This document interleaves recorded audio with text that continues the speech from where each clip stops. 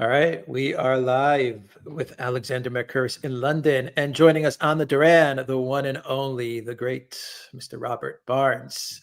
Robert, how you doing? Where can people follow your work? Sure. So for all the law and geopolitics analysis covering the U.S. and the world, vivabarneslaw.locals.com. Second only to the Duran.locals.com of a locals community.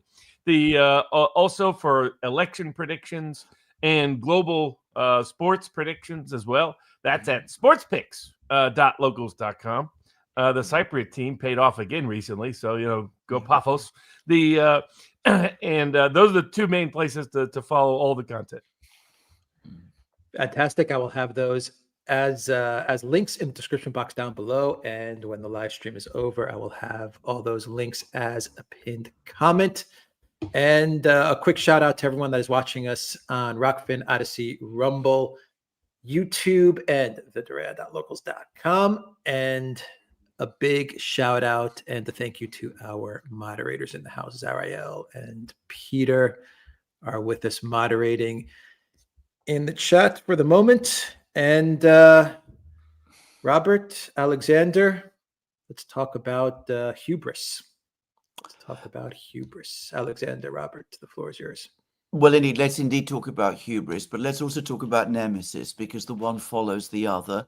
But we're going to go it the other way around today, I think, because we can start with the nemesis, and there is nobody better to discuss American election results in the world than with the great Robert Barnes, who is with us. And we have had a series of elections, not many elections, but important elections in the United States. And they might be a clue as to how things are going. And they might give us a sense of where feelings of people, real voters, is at this moment in time in the United States. And I'm going to say straight away that I think that the elections were bad news for the president of the United States. I think that it's becoming increasingly clear to me that he is becoming distant from his own electoral base, from the people who supported him and voted for him and stuck with him through all of his main trials and problems, the period that he had between his presidencies. And I think this shows. And I think it's not just that people are unhappy with the fact that he's distancing himself from them, but I think they also feel that they're not seeing that change in their lives, which they expected, and they're becoming increasingly worried about the policies and the direction of travel of the administration. Now, that's my view, but of course, I'm looking at this from far away in London. But Robert is much closer to the ground, and I know no one better, as I said, to give us a granular sense of elections in the United States, and also to discuss this really very strange election in New York, which has attracted a huge amount of attention here in Britain. All the usual people you would expect here are very excited and delighted by this result. Sadiq Khan, the mayor of London, has discovered a kindred spirit in New York. He's probably right about that, by the way. At least that's my sense. But anyway, Robert, over to you. Tell us about these results. Are they what I think? Yes, we had off-year elections, special elections, in some cases, regular elections in others. And the high-profile ones were for governor of New Jersey, governor of Virginia, and mayor of New York City. But there are also elections for legislative office in Virginia and New Jersey, and city council office in New York City. There are also elections for a range of offices, local offices, judicial offices in Pennsylvania, mayor's elections in Miami, special district elections in Texas, special referendums in California.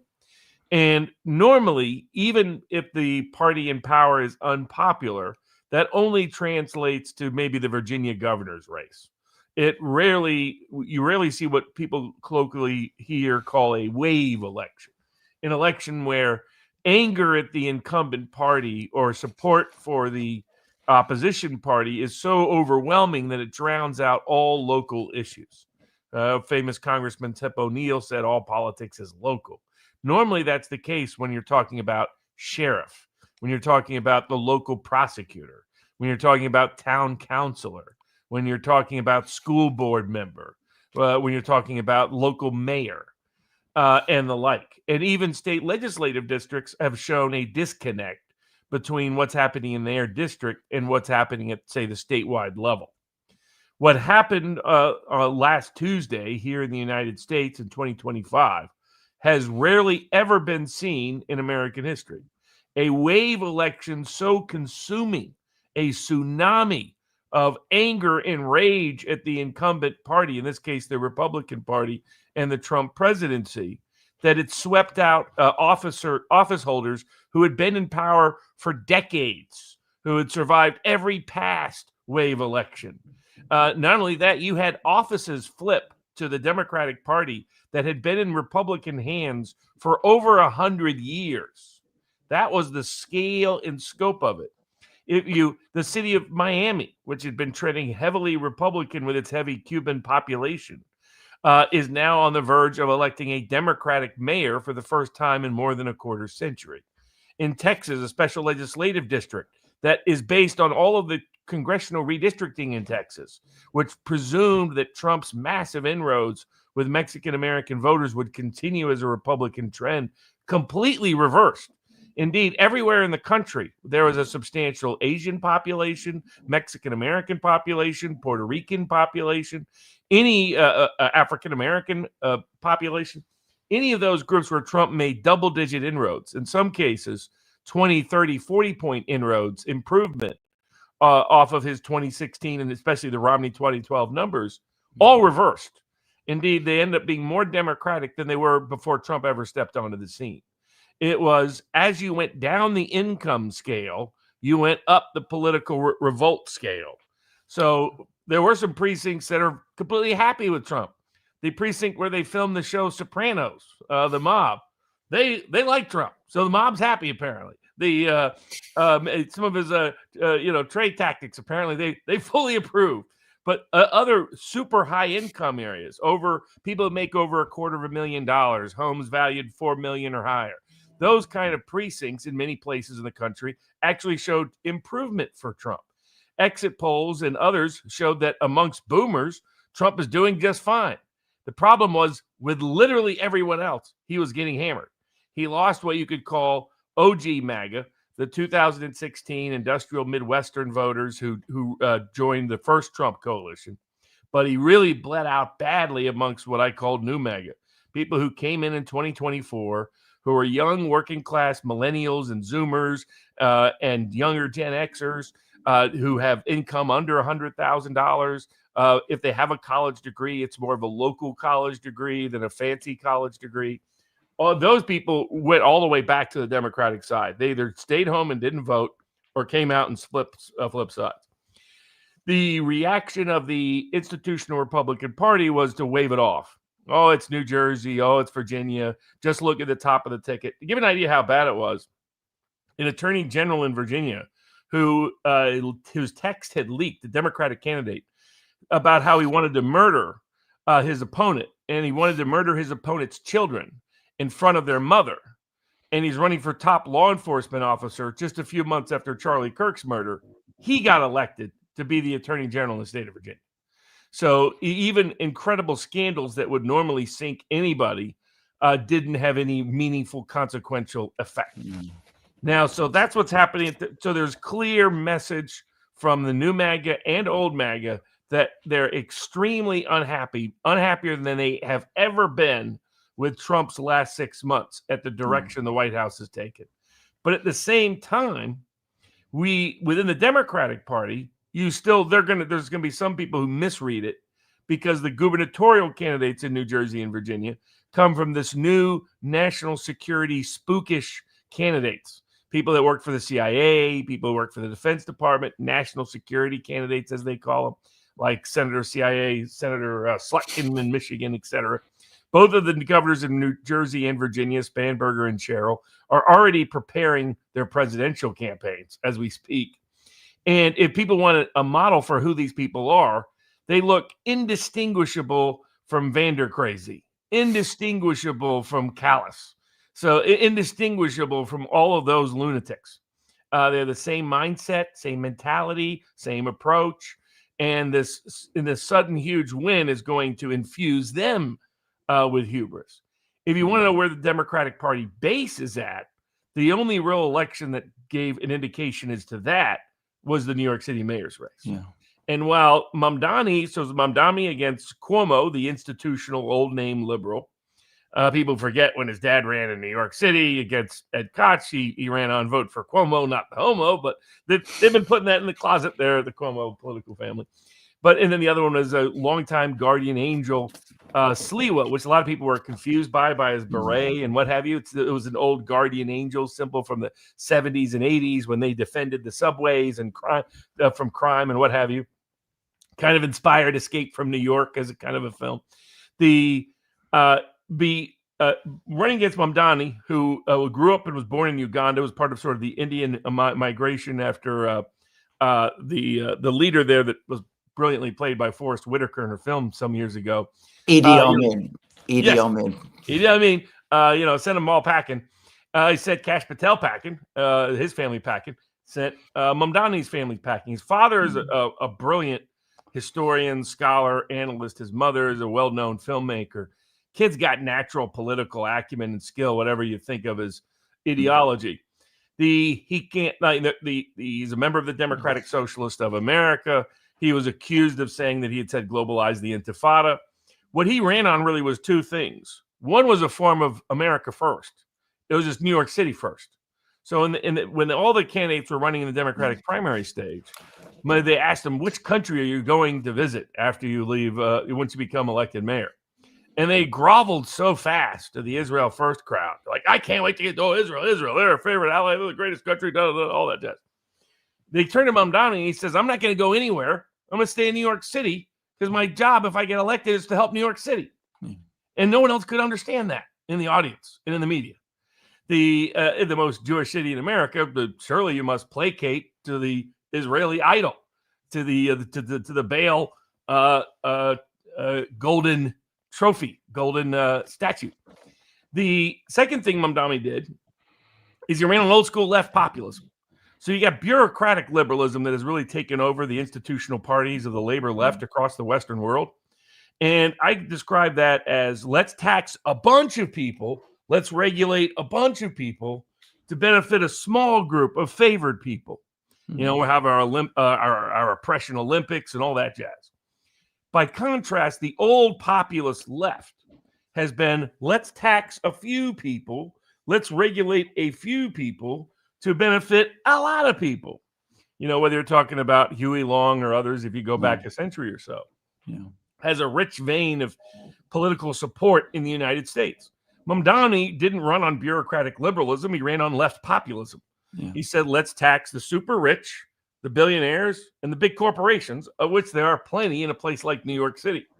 And let's have universal programs for transportation, universal programs for childcare, universal programs for healthcare, universal programs for housing. Now, there are some more controversial aspects. He walked back his old defund the police routine, but he was still promoting let's send social workers everywhere. We'll see how that works. I think there's skepticism. But if you dug into the data, the people who are voting for him were two groups. One, newcomers to New York. Either the people who weren't born in New York. Now, many of those were born in other parts of the United States, but a good number of them, in fact, many of them, about 40% of them were born outside the United States. So New York City right now is mostly dominated by people who are not born in New York. The people who are native New Yorkers rejected him. The old Italian neighborhoods, the old Irish neighborhoods, the old Jewish neighborhoods, and boomers in general rejected him. But his support was overwhelming, not only from the foreign born and the newly moved in, but from just young people, period. If you were a younger Gen X or millennial or Zoomer, and particularly like Zoomers and millennials voted for him by 70 and 80 point margins, unheard of, unprecedented margins. Not only that, they turned out and voted in the mayor's race in New York City at a level they had never turned out. What this shows is that the future is populism. But it can be right populism or it can just as easily be left populism. Corbyn briefly flashed that potential, and I think it was 2017. I made money on him on that election. I remember over the UK. And a large part of it was because he was at that time saying he was going to recognize Brexit, so on and so forth. Yeah. Then he mishandled the actual management of that, and there's still the Achilles heel of immigration, but it's not an Achilles heel for Mamdani in New York. So he's a sanctuary city guy, the rest. But on a global national scale, immigration is still a weak point of the populist left, whether it's Mélenchon in France, whether it was Corbyn in the UK or elsewhere. Yeah. But the loud screaming signal are people are in economic pain. People are deeply frustrated by the failures of their elected leaders of both parties, and they seek rebellion and want rebellion. They elected a president on the grounds that he would rebel, and they're seeing just the opposite, so they're rebelling against it. But the future is populism, but whether any of the either institutional parties in America will respect and absorb the lesson of the Mamdani win, or the Trump administration itself or the Republican Party ever figure out what the 2024 Trump win was about. If they don't, we may go the future of the UK, where these institutional parties their slow, steady decay leads to their elimination overnight. Yeah. But it was a very educational and informative election if you're paying attention. Absolutely. Just a few things. Firstly, one of the most interesting facts for me about this election is that though the Democrats did so well, it doesn't seem to me as if they're at all popular. I mean, the Democratic Party, as far as I can tell, is even less popular now than it was, say, a year ago. So it's continuing to fall, which is something that really ought to be telling the Republicans and Trump something. I mean, if they are now losing to what is already a deeply unpopular, very, very discredited party, then they are doing something profoundly wrong. And I think your point about left populism versus right populism, which basically, when we're talking about populism, it means politics which is about the populace, the people. In other words, it's actually relates to their everyday actual concerns, which are legitimate concerns. They are important concerns. And it's what democratic politics is and should be about. Those points are absolutely valid. You see that in Britain. You see this seeing it now in the United States. And one point I would say about in Britain, you talked about the slow decay of the British parties, the establishment parties in Britain. The Labour Party, which is in effect the Democratic Party of Britain. I mean, the Labour Party and the Democratic Party have had very, very close connections with each other going all the way back to the time of Harry Truman. Just to say, I mean, a fact which many people in the United States don't realize the intensity of interactions at an institutional level between these two parties. Anyway, the Labour Party and the Conservative Party in Britain, we've had a slow decay, but it is now becoming a collapse. Latest opinion polls put them each on 16% each. Reform is on 32%. And of course, Reform is a populist right-wing party. And in Britain, well, we don't really have yet a populist left-wing party, but the nearest simulation to it is the New Green Party, led by Zach Polanski, an individual who I think in some ways resembles Mamdani very much. I could see them very similar. I mean, the same, relatively young, very new media, social media savvy, very similar ideas on many, many topics. Anyway, he's surging for exactly that same reason that Mamdani is surging in New York. And that brings us back to the administration, to the president himself, because one of the great qualities that Donald Trump, the candidate and the politician, always had for me was this extraordinary connection he seemed to have with the American people. I've said this many times. I used to watch him going out into the, into the United States, into the hinterland, talking to people there who other politicians didn't talk to. And I've never seen anything like that before in American politics. You got something like that briefly to some extent under Lyndon Johnson, because he also came from working class backgrounds. But really, you have to go back to President Kennedy for a president who was as relaxed and as confident and as close to the people of America, the working class people of America, that Trump was. And he's lost it. I don't see this connection there anymore. And he's losing his way. And he's losing his way on issue after issue, politics, policies after policies. Now, we'll come to why. But, I mean, do you agree with my analysis, first of all? No doubt about it. If you look at it, when Trump comes in, he has an extraordinary mandate from a broad section of America that could be a permanent political realignment and form a governing coalition at the federal, state, and local level for a generation or two to come. That the working class industrial Midwestern voter had fully embraced him. The anti-war Midwestern voter in places like Wisconsin and Minnesota and Iowa and other locations had fully embraced him. The new MAGA voter, Hispanic, Mexican American, Puerto Rican, Cuban, Venezuelan, Latin American, had embraced him at an extraordinary level. And a lot of working class African American men and Asian voters had joined him. Indian voters, other Chinese voters, Korean voters were flipping from the Democratic Party en masse to Trump. Trump was running in some places in terms of margin 40 to 50 points ahead of traditional Republicans. So that's the coalition that elected him. And what they wanted, particularly young MAGA, OG MAGA wanted a return to no more stupid foreign adventurism, no more meddling in entanglements or overseas, a refocus on American domestic issues, taking on corrupt big institutions, whether that's big ag or big pharma or big tech or big media, and restoring sort of traditional cultural values. None of all this sort of trans-identitarian kind of insanity that had been unleashed in their schools and in their and in the culture, and restoring their jobs and wages. And then for new MAGA, a lot of them wanted to burn it all down. A lot of these Zoomers and younger millennials, are just asking, supporting whoever it is going to give them a torch so they can go burn something down. And when Trump gets in, it seemed to represent and reflect that. Now, there were people within the cabinet that represented that: Vice President Vance, Secretary of Health and Human Services Robert Kennedy, Director of National Intelligence Tulsi Gabbard.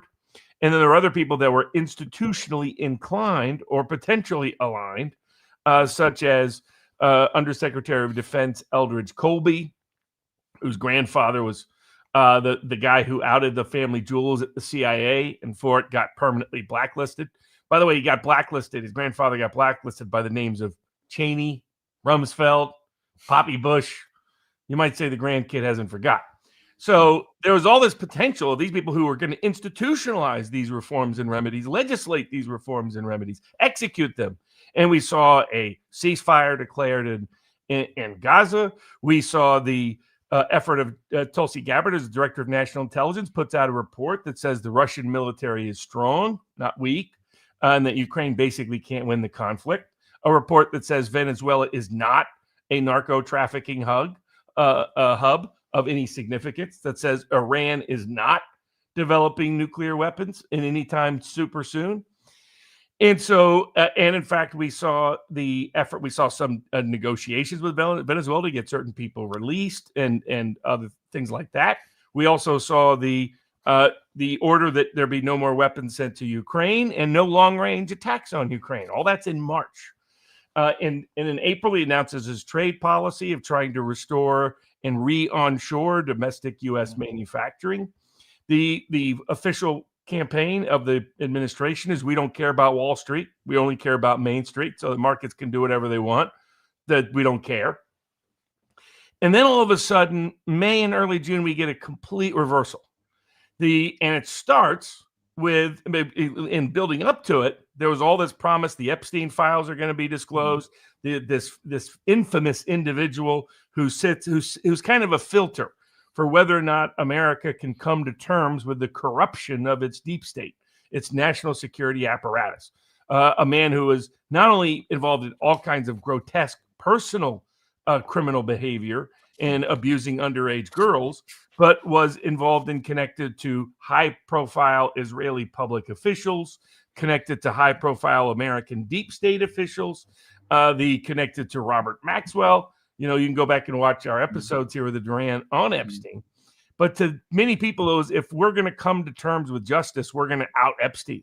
And there's promises. Epstein files are on the Attorney General's desk. So this is so the first 3 months, not only that, during this time, we get Doge. Which was started because of a literal meme. You know, it was a meme coin. And somebody came up with the idea to tell Elon, why don't we call the Department of Government Efficiency, take the Doge coin and make it an actual agency? And only Elon Musk could make a meme into a government reality. Yeah. And what are they doing? They're getting rid of U.S. aid, talking about getting rid of National Endowment for Democracy, all these regime change operations disguised as media and foreign aid. And he's about, in April and May, Musk is talking about, let's use Doge at the Federal Reserve. Let's use Doge to audit the Fed. Let's use Doge to look at the CIA's black box files. Let's, their unofficial funding and spending activities. Let's look at let's look at the Defense Department and the Pentagon. Billy Long is put in as IRS commissioner, and he's my favorite kind of IRS commissioner because he says the IRS shouldn't exist. The Infernal Revenue Service, as some folks in East Tennessee still call it, from the days of the revenuers coming after the moonshiners. So it looks promising. Trump is at peak approval with new MAGA and old MAGA alike. There's excitement, there's enthusiasm, there's hope, there's optimism. The immigration is being very impactful. All of a sudden, the border is effectively sealed. 2 million people leave the country that were here illegally. All of a sudden, you see growth for native-born jobs, growth in real wages. Energy costs are coming down because we're de-escalating conflict with Iran, de-escalating conflict with Russia. So geopolitical risk, de-escalating conflict at that time with Venezuela. So and that's helping bring prices, the rate of rise in prices down. Yeah. And then it all flips. And it all starts with Epstein. Yeah. All of a sudden, the Epstein files can't be disclosed. All of a sudden, Epstein killed himself. All of a sudden, that there's nothing to see here. And a total complete reversal. And that starts a cascading domino effect where all of a sudden we go back on what we're going to do with Russia. And we start talking about sanctions, and we start talking about effective embargoes. We start talking about there has to be an immediate ceasefire on the current lines. All of a sudden, we say we got to go into Iran. We got to support war and conflict with Iran. Suddenly, they magically and miraculously develop nuclear weapons overnight. Suddenly, Venezuela is some imminent threat, and we start talking about sending military assets off the coast of Venezuela. All of a sudden becomes an obsession with foreign policy. All of a sudden, the trade policy quits being an industrial policy and starts being a domestic and global sanctions policy. Yeah. I don't like the ad you ran, 10% tariffs. I don't like you helping Russia, 50% tariffs. I don't like you being an insufficient supporter of Ukraine, 50% tariffs. I'm going to threaten 100% tariffs, maybe 500% tariffs. I'm agitated how you're handling Bolsonaro, 50% tariffs. Just willy-nilly all over the place. And what you're seeing domestically at the same time is an economy that's weakening a foundation that was already fractured. And basically, the Trump administration turns into an entire donor-captured, donor-driven institution that almost every decision is filtered through that. Also at this point, dear Scotty Bessent, Soros Scotty, as I like to call him, for those that don't know, our Secretary of Treasury has very little history in MAGA.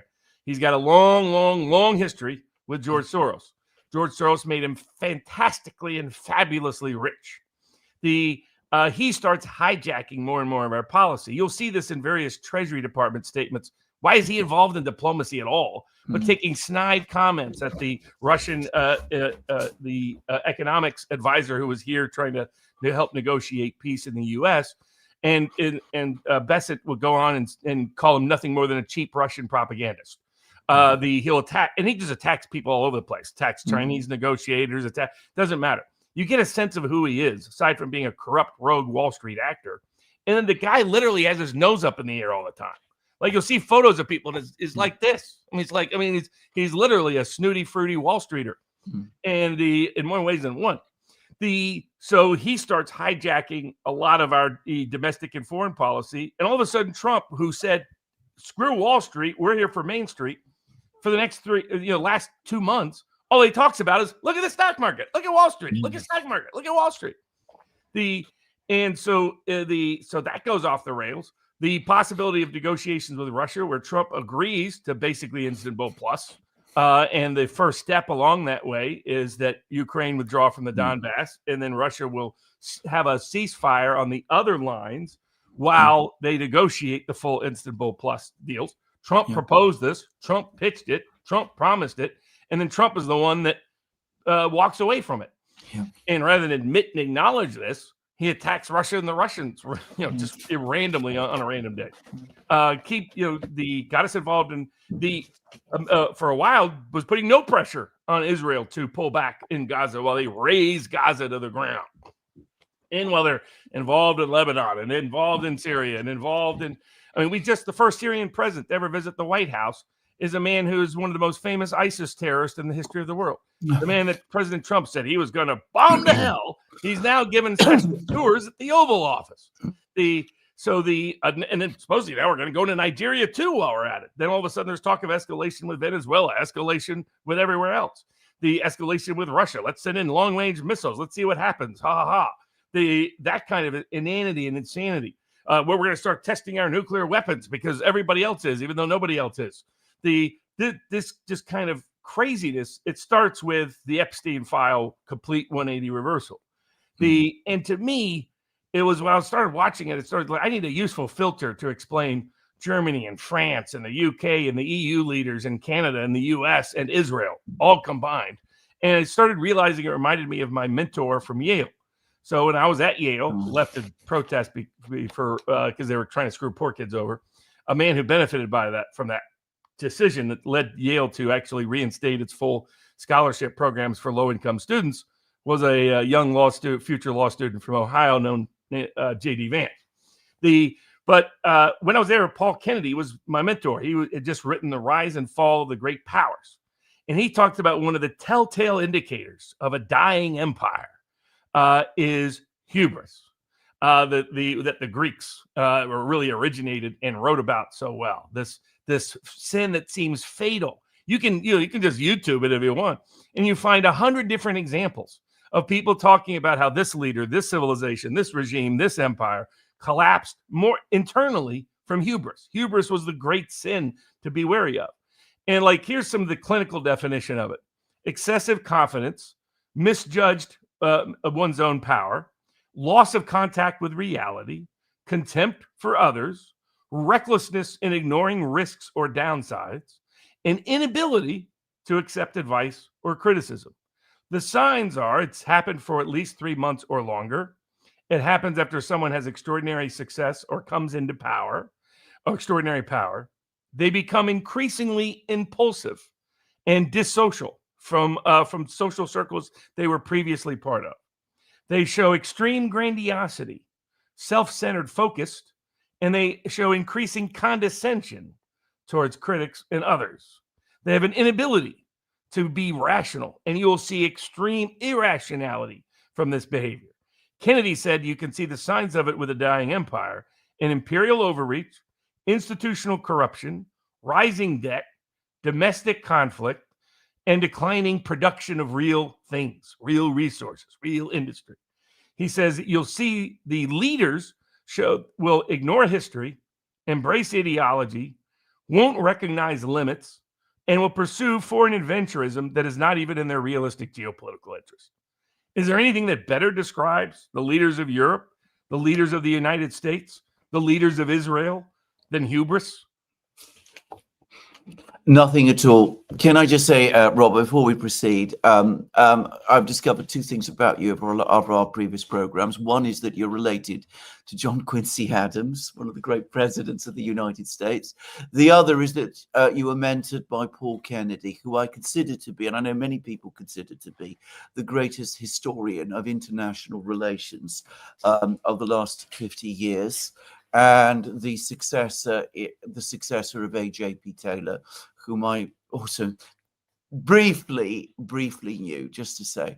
So massively impressed that you knew Paul Kennedy in that way. And can I just say, I think you're absolutely spot on right.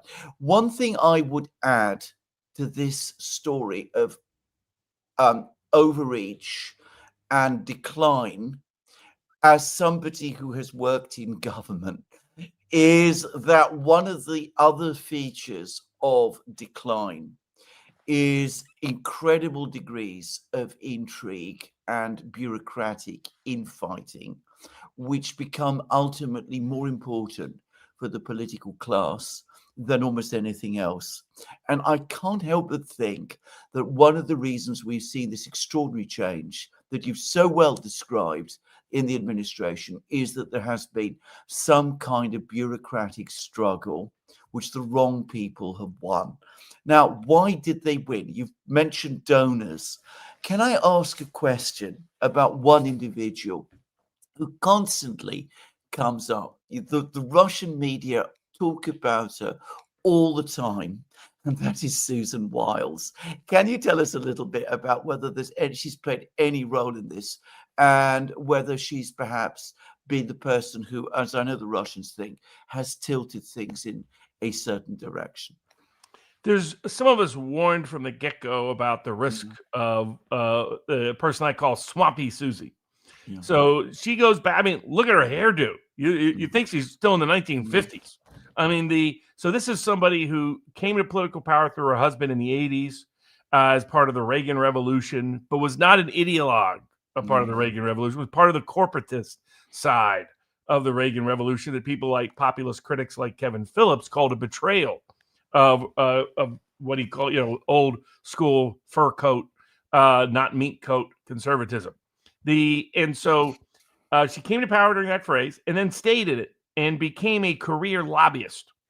And so she is sort of the person who knows all the corporate donors and the corporate controllers of the institutional party interest.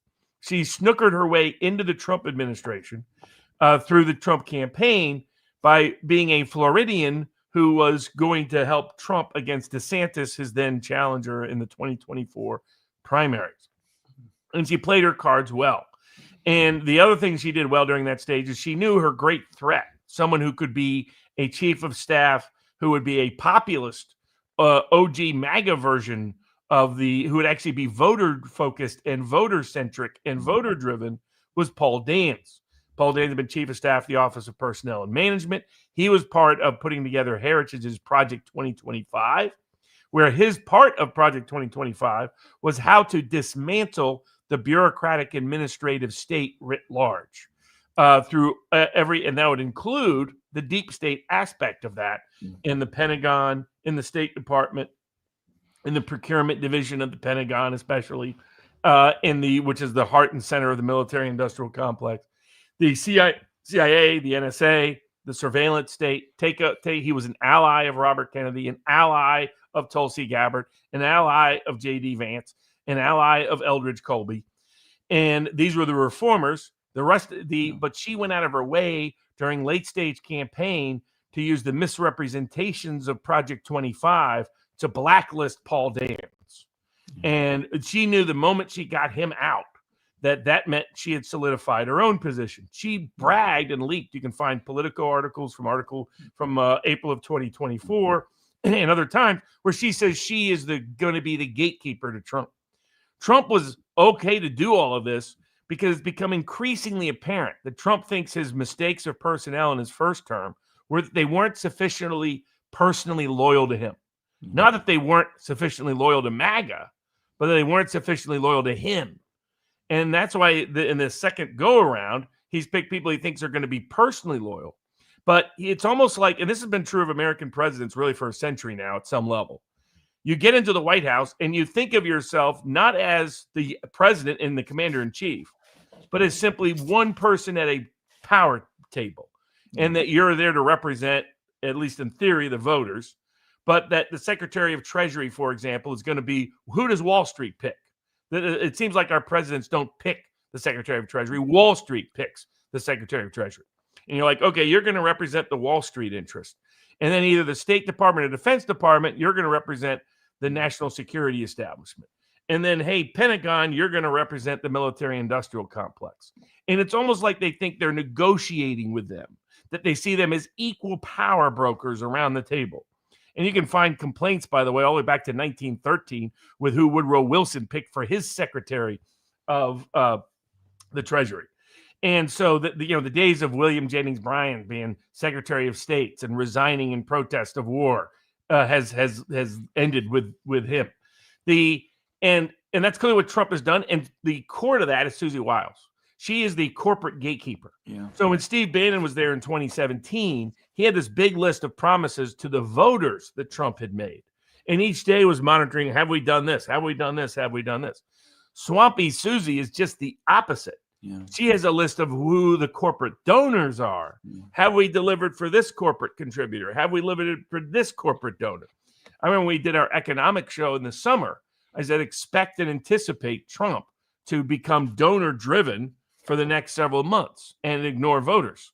And unfortunately, he did it even worse at scale than I imagine. Yeah. But I think he's as infected with hubris as the rest of our deep state and empire would-be empire builders who are in the dying throes of a dying empire.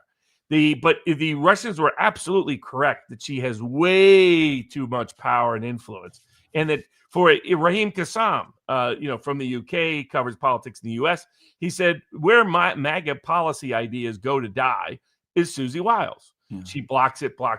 She has been sabotaging Gabbard at the Director of National Intelligence, sabotaging Robert Kennedy at Health and Human Services. Brett Weinstein just recently, I'm not saying anything out of school, Weinstein confirmed it for the world on Rogan yesterday or the day before, when he had talked to all the leading MAHA officials and said they can't get anything done. What he didn't identify as the source internally, it's Susie Wiles. Mm-hmm. She cares about big pharma contributors. She cares about big insurance contributors. She cares about big corporate contributors. And you're seeing her rub off on Trump, even in his recent embarrassing demonstrations, trying to gaslight to everybody that the economy is great, coming up with some of the dumbest policy proposals known to man. Let's have a 50-year mortgage. Let's be okay. So I guess we're going to implement the World Economic Foundation. I'll own nothing and be happy about it. The 15-year car loans was being floated around. At first, people thought it was a meme and a joke, and then it turned out no, that was actually being considered as a policy proposal. How can we get more money to those poor banks? So it's been Swampy Susie is a key critical contributor. The bad faith actors, the saboteurs of MAGA, are Swampy Susie, Soros, Scotty Bessent, who's been underappreciated as a major problem. He's the one pushing the nonsense about the Russian economy. He's the one pushing sanction. He's the one saying misuse your tariff power to do it for these other reasons, as we'll get to.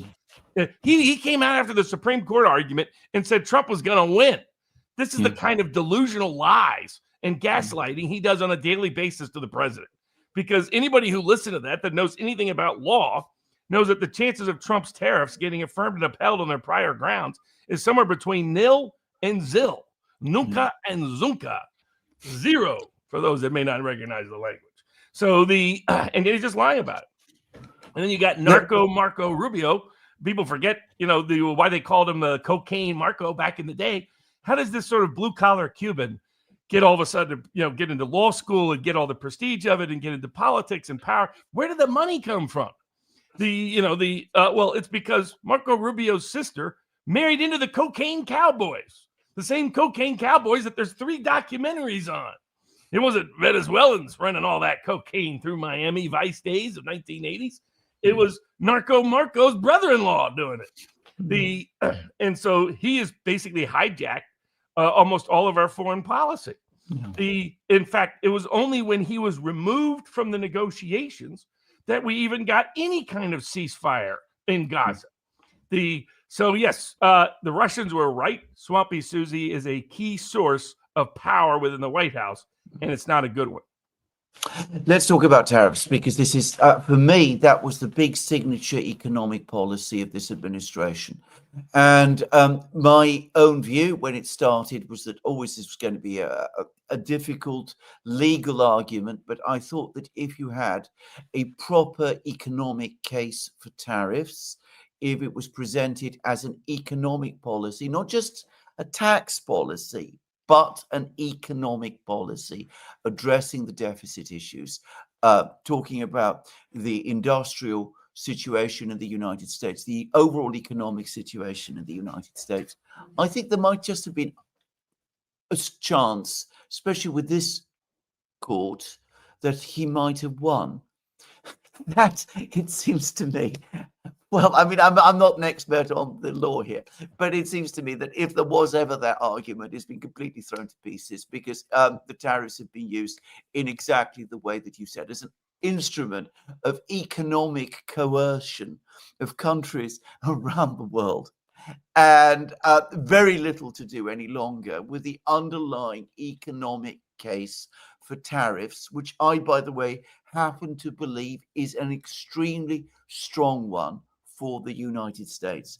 Now, what the media here in London are saying is that the oral argument in the Supreme Court went badly, that the Supreme Court looks like it's more likely than not going to decide against the president on this issue. Firstly, do you think that is right? And if this falls apart, what's left? What is left of his economic policy then? Because I've seen that, you know, they could attach the tariffs to other things, but these are bits and bobs of laws. They don't seem to me to provide the kind of solidity that a true tariff policy, a long-term tariff policy needs. Anyway, what are your thoughts about this, Robert?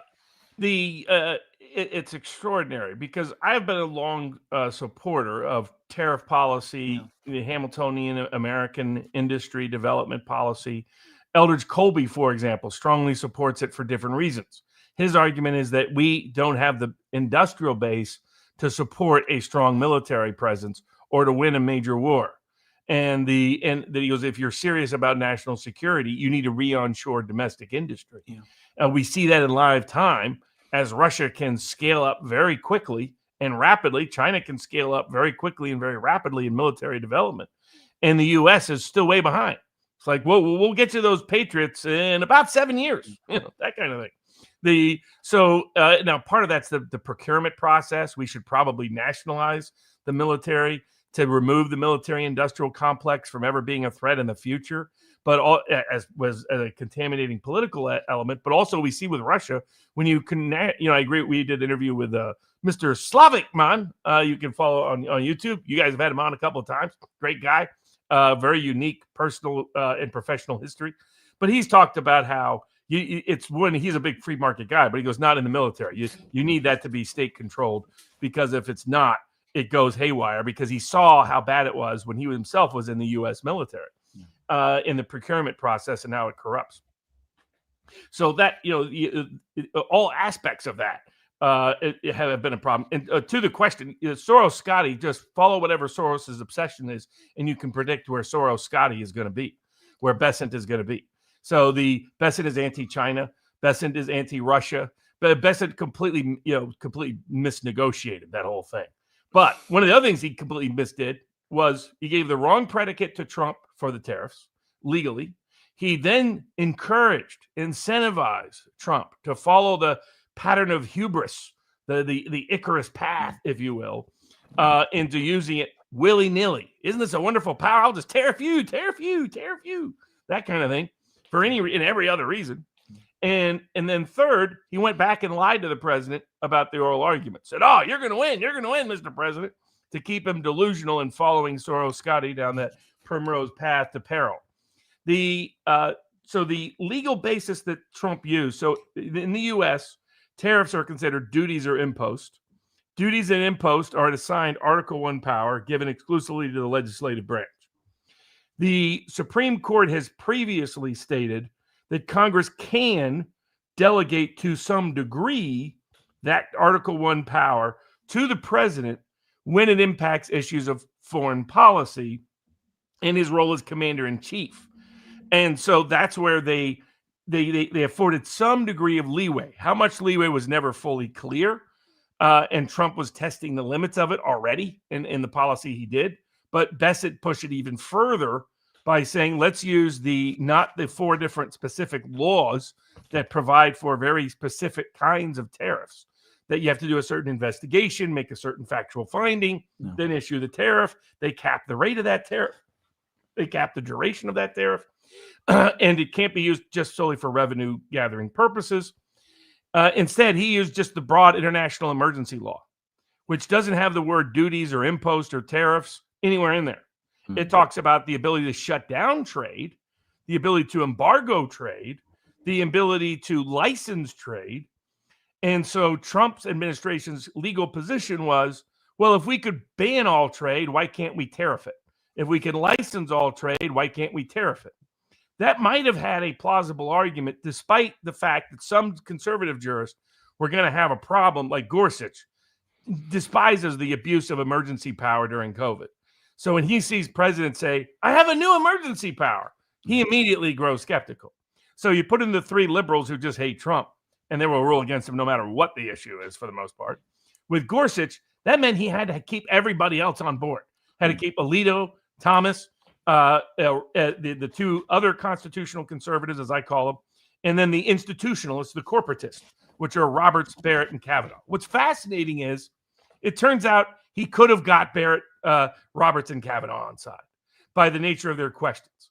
But where they went was, they're like, how is this, given how Trump has been using tariffs, they're like, you're saying he had the power to do these tariffs in April, but look at what he's done since then. And I said from day one, if you abuse tariff power in this way, not only do you undermine its economic purpose, you destroy its legal basis. Yeah. And they basically said, look, this is a major, where they're going to go is they're going to say, this is a major question. And any major question, Congress can't delegate. Congress has to determine it in the first instance. They may say it's outside of Congress's constitutional power to delegate at all. They may reverse that old precedent, because they've seen how crazy Trump got with it. Yeah. And so consequently, I think the chances of him winning are very low. The only thing they may do is they may stay the effect of the order to allow Congress to take remedial action, because they don't want to order the president to write $1 trillion in checks back to a bunch of people. Now, that process is very protracted here in America. And it's like it's a tax refund. You have to get 3 years of litigation before you get the money back. But that would be a different level disaster for Trump, a budgetary disaster for Trump. Yeah. That's why he's thinking about sending stimmy checks, $2,000 checks to everybody. Yeah. He wants to get that money out before he doesn't have it anymore. As ways to say, see, my tariff policy is wonderful. He should be focused on doing things as a way to help ordinary people that are struggling. But unfortunately, that's not his priority. So he blew it. And I blame Stephen Miller, who is good on immigration from a MAGA perspective. He's absolutely horrible on most foreign policy. You can go back. He said some of the most nasty, vile things about Palestinians. He's a huge Israeli hawk. His wife went batshit insane recently on Piers Morgan. And and he gave him advice that has turned out to be terrible advice, too, about the legal basis of this. If they had told Trump you need to stay within these lines and use the right statutes, he would have just got his tariff policy affirmed. Instead, the Supreme Court may go so far as to take away most of his tariff power completely because of how he overreached. He needed to focus overwhelmingly on this issue. I mean, tariffs could have defined his presidency. I think that there is, my sense from a distance is that there is a major coalition that can be built in the United States around tariff policy. I get the sense that it isn't just working class Americans in old coal and steel towns who are interested in tariffs. I think it goes much, much wider than that. And tariffs, in so many ways, protectionism is the natural economic policy of the United States. It was how the United States was built up in the 19th and early 20th century. It is not what caused the Great Depression, by the way. I know this is always trotted out, but it simply isn't true. That is absolutely wrong history. And again, I'm not going to discuss it here, but I can say that conclusively. And it would have been the policy that would have represented, it would have represented, if it had been followed through, not just a change in the entire economic environment in the United States, but it would have represented a return to republicanism and away from empire. The kind of open economic policy that the United States has adopted post the Second World War is a British policy, which, of course, the British developed as part of their empire in the 19th century, a fact that is not very well understood by far too many people. So I think if it had been argued properly and intelligently, I suspect he would have won his case, actually, because I suspect that even in a court, especially a Supreme Court of the United States, anchored in the Constitution, that argument would have been compelling. And of course, one of the great advocates of protectionism, well, it goes all the way back to Hamilton, who was there writing the Federalist Papers and all of those things.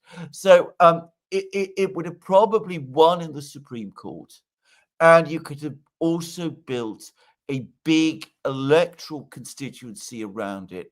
And then perhaps in time, maybe not immediately, but in a few years, you might even have got Congress to legislate on it too.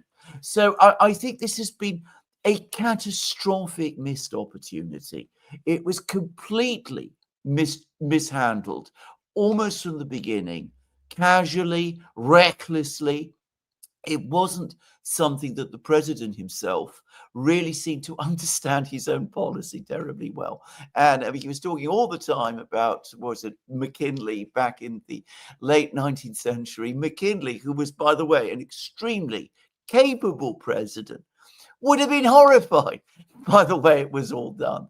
Anyway, that's my own thought. I think if this fails, it will define the presidency, this entire presidency, and it will be left to someone else, perhaps sometime in the future, because I expect this policy will come back.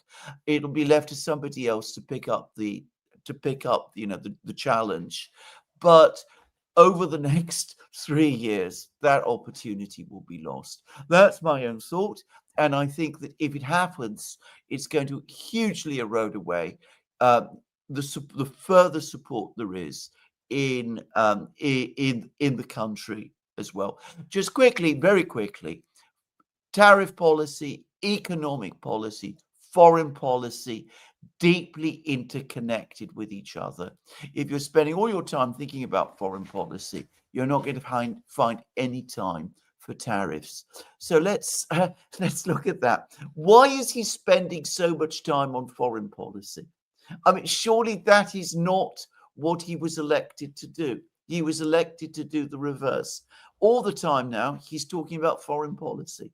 That seems to be his interest. Is this because that's what the donors want? I think so, and I think it's also this hubris, this need to show off, this need, like you start to see the sins of hubris, and you're seeing it shown in Trump's deviations from MAGA. Like yesterday, he was asked in the White House. Marjorie Taylor Greene says, "Why don't you refocus on the domestic agenda?" Vice President Vance publicly said that that's what they were going to do the day after the elections last week. And Trump, first, he's dismissive of Marjorie Taylor Greene, showing his continued contempt for any kind of critic or anything that could be even perceived as criticism. And then he starts talking about he's the president of the world. It's like, well, what the heck? He goes, I'm president for the world. I got to take care of the world. Well, what? No, nobody elected you president of the world. In fact, I told you America first meant America here, not over there. And so it's a level of self-delusion. I mean, you can see it in the, and it's what happens when you have someone like Swampy Susie scheduling his calendar. Yeah. I mean, who came up with the idea right on the eve of these elections? Why don't we spend a whole tour of the world? Go to Asia, go to here, go to there, talk about going into Venezuela, talk about going into Nigeria. Yeah. All that insanity. It's because that's her mindset. And it's a version of him, of MAGA, that's not what the voters voted for, but it's like 1950s America, where we're the dominant unipower. I mean, the Soviet Union was growing, but we had a head of nuclear weapons, all the rest. We were the sort of peak of global power. There's a part of Trump that gets entranced by that. It's not what he was voted for, but he clearly gets dragged into it. The second part is he's completely deferred most of the key policy decisions in his administration through Wiles to Narco Marco and Soros Scotty. Yeah. And then you have the people who are the generals of the Pentagon. These people are all nuts. They're like the people that were in the great film by Stanley Kubrick, which is really a documentary about the risk of nuclear war. And you, Dr. Strangelove, and you have the same dynamic with these people now. They tell him the most ridiculous things. So Bessent feeds him constant nonsense about the China trade negotiation position and the Russian economy. So he tells the Russian economy is about to fracture. It's all weak. They got lines up. That's where Trump gets all that. All that comes right from Soros Scotty. It's all garbage, but that's the source of it. Same with China. Soros Scotty convinced him. Now, I think there are serious internal issues with China. I mean, the real estate issues, the youth unemployment issues, so on and so forth. But he convinced him that China was never going to use its rare earths as a trump card. And it's like, they've been, Doomberg, a little green chicken, that's how he appears as in the Avatar, was telling the world for a year, China has escalatory dominance. They can just say, no raw earths, and everybody else in the world is going to have to capitulate. So you can't win a trade war right now with China. That's where, like, some people are worried about a kinetic conflict with China. We can't even engage in a trade war with China. What kinetic conflict are we going to get into? Because they for 30, 40 years were willing to risk some of the environmental and other damage that comes with true rare earth development, refinement, and production. And now they used it. And they used it in Trump. That was a capitulation tour in Asia. That wasn't a victory tour. You got to give the Chinese credit. They made Trump sit there and wait for Xi. Trump's like looking around. He's trying, hey, Xi, please like me. It wasn't working at all because Bessent completely mishandled it. He took pot shots at the Chinese lead negotiator, claimed he'd been fired because of how great Soros Scotty is. And then that guy's right back. In fact, he got promoted. It's just all garbage. He was pitching for CNBC because Trump watches that garbage, unfortunately. So we got rolled. There will be no continued trade war with China. That's done for the rest of Trump's term. The Soros Scotty's out there telling people we're going to have rare earths in a year or two. We're going to have refined, produced rare earths in a year or two. Nobody's been able to do it in less than 10 years. This is utter garbage that he's lying to the president about. Whether he wants to get back at China for that lost Hong Kong dollar trade of George Soros or whatever it may be. He is delusional. And remember, who was it that shut down and drove Elon Musk out of the White House? Who neutered Doge before it could go to the Federal Reserve? Neutered Doge before it could go to the audit the Fort Knox? Soros Scotty. In fact, he literally got into fisticuffs with Elon Musk in the White House. Mm-hmm. So this guy is such a saboteur of the Trump administration and of MAGA. But Trump just defers to him. And Steve Bannon, who's, God bless him, but he's a complete sucker for bad personnel choices. He thought Robert Mueller was a good guy. And he's brilliant architect of populism. Terrible personnel judge. Soros Scotty got paid. He was a long time with Soros. He leaves right after Trump gets in, first time. And supposedly this was because he was secretly pro-Trump.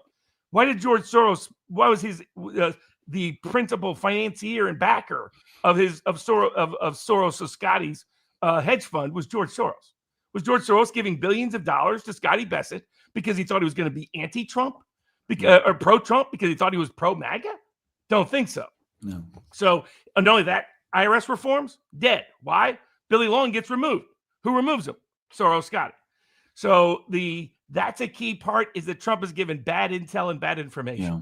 He's constantly being told he can have an easy win.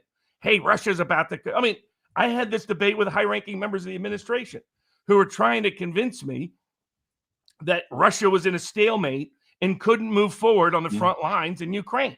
They're like, oh, they can take out the infrastructure, but they're not going to move at all. And I'm like, this is a battle of it. And so some of these people started paying attention when, I kept pricking some of them. So saying, look, you could go to an autist on Telegram and find out more about Ukraine than the Pentagon, than the vice president, than the president. It's because it's true. That's the reality of it. Yeah. Some of them were agitated, like, well, why are you saying that? Because it's true. Because it's a sad, pitiful truth.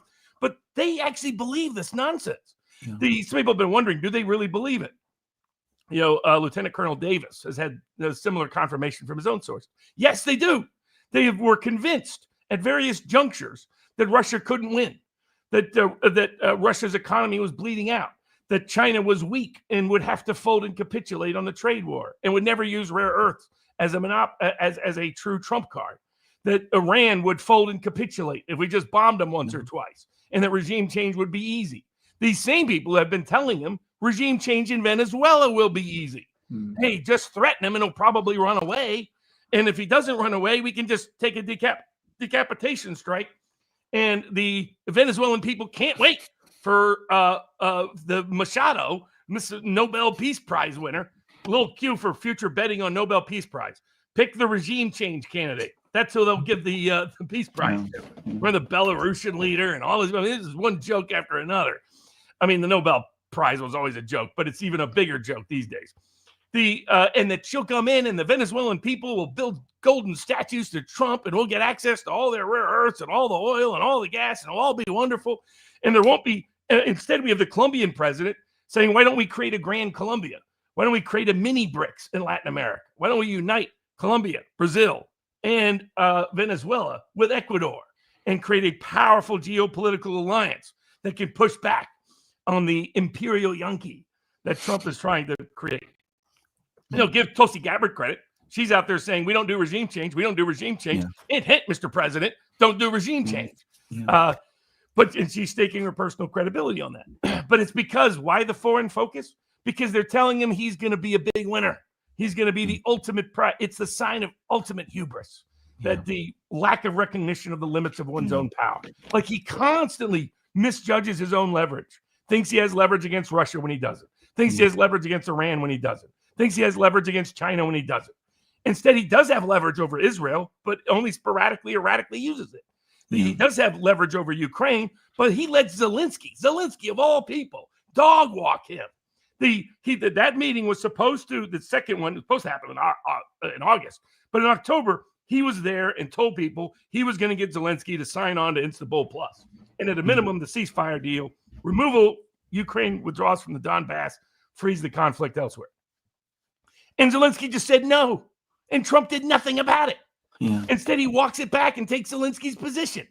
I mean, what's it like to be dog walked by this little midget from Ukraine? This corrupt, the guy who's energy commissioner.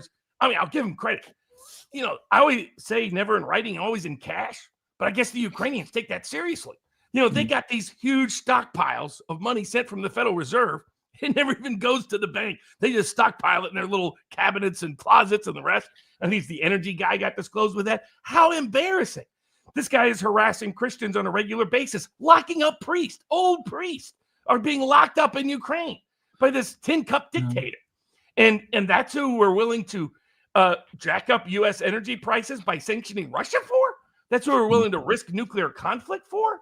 And what happens is whenever Trump was also told that Russia didn't have these weapons, that this was made up, that Russia was faking, that there was no there was no Poseidon, there was no nuclear powered tsunami inducing mini submarine. There was definitely no missile that could be nuclear powered that could travel around the world and could just bomb us whenever they wanted. No, that didn't exist. That's all fake. That's Russian propaganda. And then Trump gets to see it on live TV. And so he, of course, God bless him, he's got no poker face.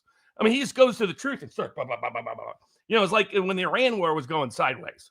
I mean, you could tell how much the warnings that we had given, he started to see happen in live time, because his State Department told him that China would oppose Iran shutting down the Straits of Hormuz, that Russia would not entertain any support of Iran. And then he sees just the opposite, and then the decapitation strike would work with ease, like that's ever worked with ease. And then he saw just the opposite, and you saw him panic truthing all day long. So you see him, so we're gonna test our own nuclear weapons now. Why? Because he sees these nuclear-powered weapons that can be nuclear weapons also, developed by the Russians in ways that we can't match currently. Russia is ahead. That's why he keeps pretending we have more nuclear missiles. I mean, he's been told we have more nuclear missiles. It's like, this has been confirmed by every source known to man. Russia has more nuclear weapons than we do, more nukes than we do. But he has convinced himself of this. High-ranking members of the administration believed all this nonsense about the Ukrainian conflict, and it's just a filter. And part of why? The Israel lobby. So, you know, I've defended Israel publicly in a wide range of settings. A whole bunch of young MAGA is off the Israel train entirely. And the reason is the Israel lobby's hubris, its arrogance, at trying at what it did with the war in Iran, at bombing I mean, you can go on Polymarket and bet on which country Israel's going to bomb tomorrow. And just bet yes, because it cashes in. Are they going to bomb this country, that country, another country, this country? You name it. All the disaster of how we said from the get-go, if you go into Gaza and raise Gaza, you will lose the court of public opinion. Just as a matter of tactics, it's bad strategy. They didn't care, because Israel is infected with this hubris. And in the U.S., they're trying to currently blacklist Tucker Carlson just because he interviews Nick Fuentes. I mean, it's just insane. The real reason is because he is skeptical of staying on the Israel train. You know, I would have said 2 years ago that being anti-Israel was a death nail to getting any kind of political power. Now it's just the opposite. Israel is becoming a political pariah in the United States. It's part of what the New York City election was about. Yeah. Mamdani is the reason why Wilders sunk in the Netherlands. He was so obsessively pro-Israel, he lost votes to an EU young party amongst working class urban youth, who, even though they don't probably agree with a lot of the other politics of that party was the big pro-Palestine party. Yeah. And here you have, in the most Jewish city in America, they just elected a Muslim mayor who ran on, if Bibi Netanyahu steps foot in this city, I'm going to arrest him and send him to The Hague. Who has a 17-point plan to divest from Israel. That's because Israel is a political pariah in the United States because of the hubris of Israel's policies and the hubris of Israel's lobby. Here's how it's impacted things. 5 of the 6 top people that were working for Hegseth, that were reformers, who would have given correct intel to the president about the Ukrainian conflict and other issues, were removed by the Israel lobby. They went through and tried to find any time they'd said anything skeptical of Israel and got them removed. The chief of staff to the joint chiefs of staff, same thing, got removed based on it saying anything questioning Israel. Same thing has happened at the DNI. Same thing has happened in the CIA. Same thing has happened at the State Department. The Israel lobby is completely corrupting and contaminating the Trump administration's policies. Yeah. And part of that is leading to bad intel and bad information, which leads to bad decisions. Very bad decisions. And I mean, without perhaps going into too much detail, we are now seeing this situation play out in Ukraine, because this story that began to spread in the summer, that the war was in stalemate, was, I mean, to anybody who was paying attention to what was really happening, it was completely bizarre. And surely now the president is starting to understand that the people who have been giving him this advice have been at best wrong and perhaps lying to him. I mean, that's perhaps taking it further. That might be an even more plausible, but let's, say worst interpretation. Now, what's he going to do? I mean, one thing that he perhaps needs to do, and I'm going to say this again as an old bureaucratic warrior, you have Marco Rubio, and he's occupying the two top spots at the same time. He's both Secretary of State and National Security Advisor. The reason why there was a National Security Advisor created in the first place was so that the president could have an alternative person to turn to for advice. Having a situation where one person occupies the same positions is extremely dangerous and wrong. The only time it's happened before is when Henry Kissinger did the two things at the same time, and he was basically in charge of US foreign policy then. Doing it again puts Rubio in charge of US foreign policy now because he controls all the information. That's basically what he does. He controls the information flow. And if you worked in a bureaucracy, you know that information is power. Inflammation, which is turning out wrong. Now, perhaps it's too much to expect that he can sack Rubio. I'd love to see it happen, but perhaps it's too much to ask. But he can at least appoint a national security advisor. Why doesn't he?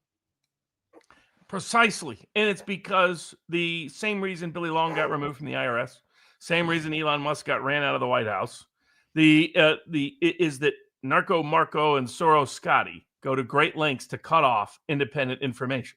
For example, they used the Iran war to isolate Tulsi Gabbard because the implicit promise in the campaign was that Tulsi Gabbard would deep six the deep state by controlling the intelligence infrastructure. And why hasn't that happened? It hasn't happened because John Ratcliffe is just laundering intel from foreign agencies. So on Ukraine, he just launders what Ukraine and MI6 especially tell him. And he says that's our intelligence. On anything Mideast, he launders Mossad intelligence and pretends it's our CIA intelligence.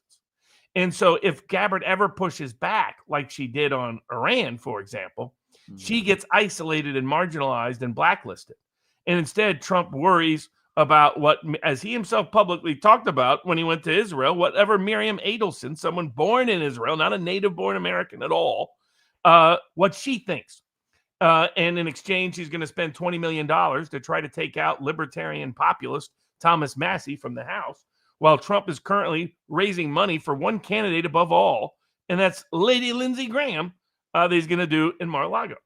So you're absolutely right. Well, a bunch of people have advised him, including, the good faith actors in the White House that still understand the necessity of reform from a policy perspective, but also political survival perspective, is still Vance, Gabbard, Kennedy, and Colby. And and I'm sure they have recommended to the president somebody other than neocon Mike Waltz, who we shipped off to the UN.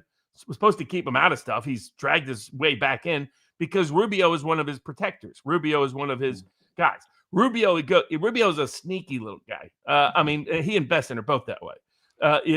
They both, they like a lot of things, but not getting into their Lindsey Graham-like personal habits. They like to stab you in the back. You got to watch your backside with these guys. And they're good at that, at maneuvering through the inner bureaucracy, and they have as their key ally Swampy Susie Wiles. Wiles goes back with Rubio to Florida, way, way back. So that's why, because you're absolutely right. He should have someone like McGregor as his national security advisor, right? He should have someone that's a geopolitical realist. Originally put Flynn in that role.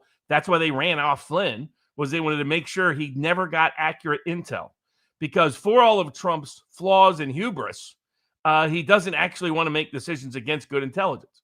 Now, the people who breach through that now and then on the global stage is Orban. So, it wasn't, if you noticed, Orban was right there with Trump. Normally when the foreign leader comes in, they're across from Trump. Orban was right next to him. Right next to him on the other side, J.D. Vance. J.D. Vance had dinner with Orban that night. So Vance understands how Orban can get better and more accurate information to Trump about a range of matters in Europe and in particular the Ukrainian conflict.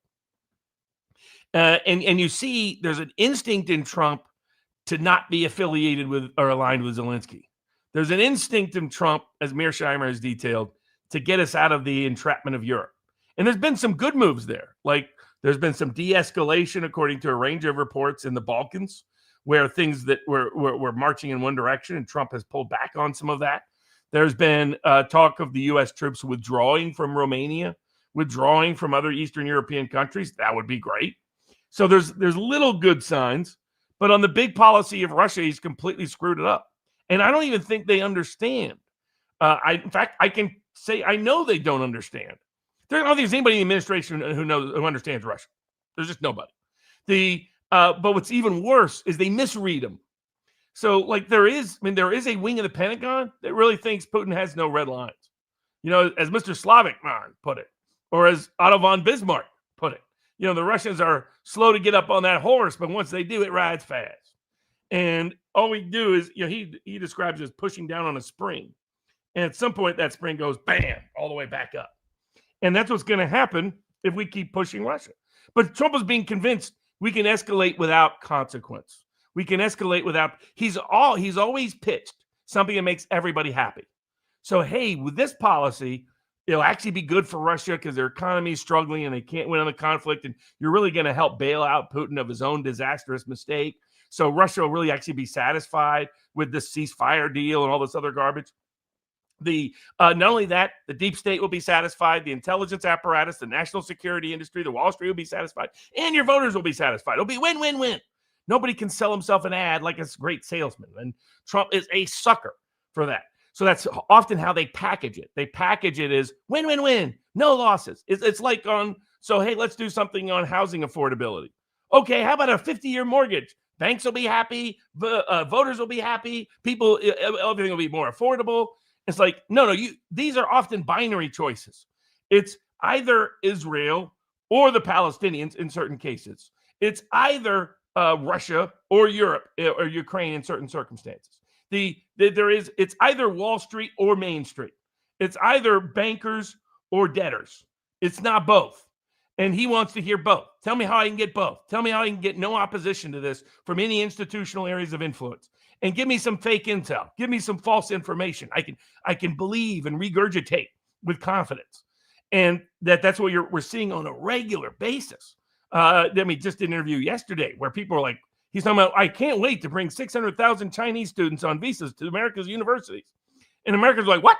I mean, aside from all the issues of allegations of Chinese spying and all the rest, they're like, and he was like, we got to keep these universities afloat. Most Americans would love it if half of these universities were gone tomorrow. They've been a corrupting influence on American power, American society, American institutions, American culture, the American economy. They're not huge cheerleaders of Harvard and the rest of them, these pretentious pricks that they naturally are. So it's the constant, continuous disconnect because he wants to believe the false intel. He wants to believe the fake information. And that's why he needs to surround him. One way you avoid the sin of hubris is it's one reason I love prediction markets and putting my money where my mouth is. Because it constantly says when I'm wrong, I get smacked in the face with lost cash. I can't pretend and live in my own delusional world. The Trump needs someone around him that smacks him in the face. He doesn't like that. He doesn't like to be told no. He likes the sycophants. He likes the flattery. But what he needs, and to be honest, Vice President Vance, if he wants any future political career of his own, needs to start being that guy because he can't be fired. You know, Trump can ignore him, but he can't fire him. Is to start smacking Trump in the face with political reality, with economic reality. I mean, the economy here is fracturing. All the things we talked about in the summer have gotten all worse. We have record levels of delinquencies on credit cards, record levels of delinquency on student loan payments, record levels of delinquency in a wide range of credit spaces. We have the complete collapse of the subprime industry that was developed for used cars that is exposing all kinds of accounting fraud and tricks behind it as well. Trump was running around telling everybody the turkey prices and Thanksgiving prices are way down because he got some sort of Walmart meme.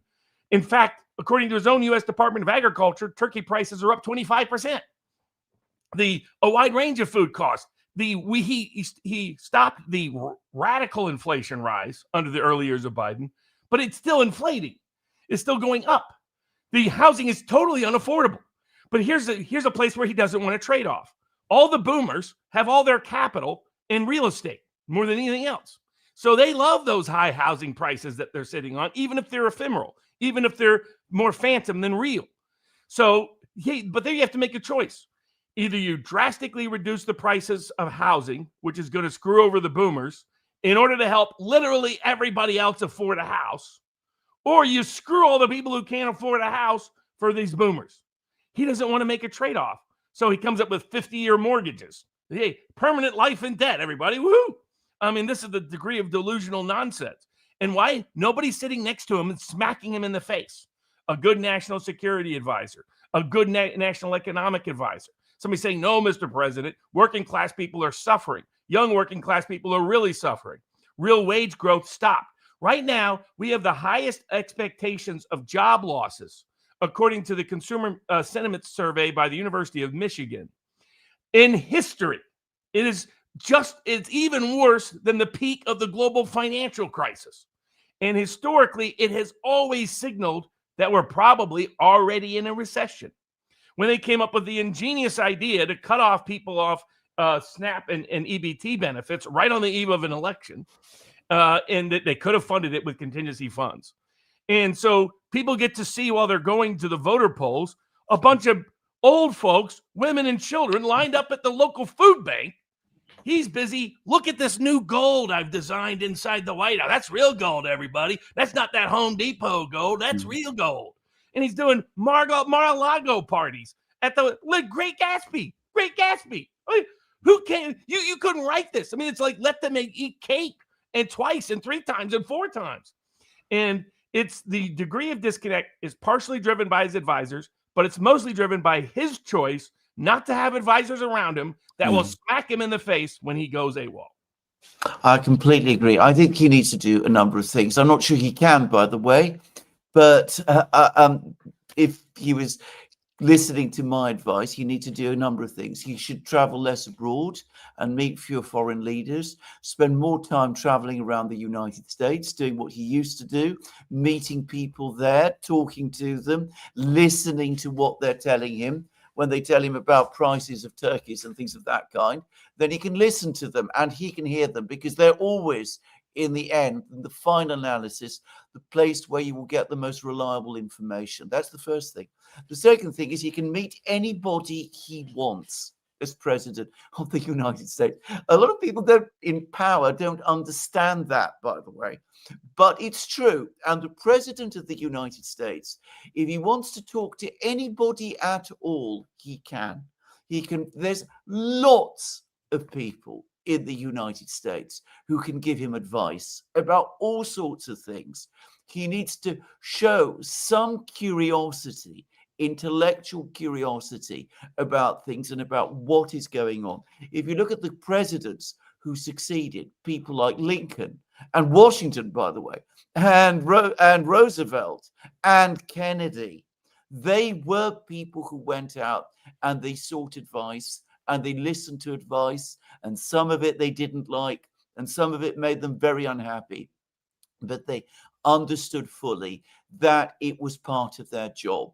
And he needs to focus on the US economy and remember why people voted for him in the first place, which is to make their lives better, not to worry about what's going on in Venezuela or, Ukraine or wherever. And about the military situation in Ukraine, about all of these people giving terrible advice, he ought to really take note of the fact that the advice these people are giving to him is wrong, and listen to them less, or better still, not at all. Anyway, that's my general comments about what the president should do. I don't think he's going to do any of these things. I'm going to say what I think about Trump. This is my own sense, and I might be wrong. And if so, and please correct me. But I think he's a very insecure person, actually. I think he's somebody who's come out from outside the political system.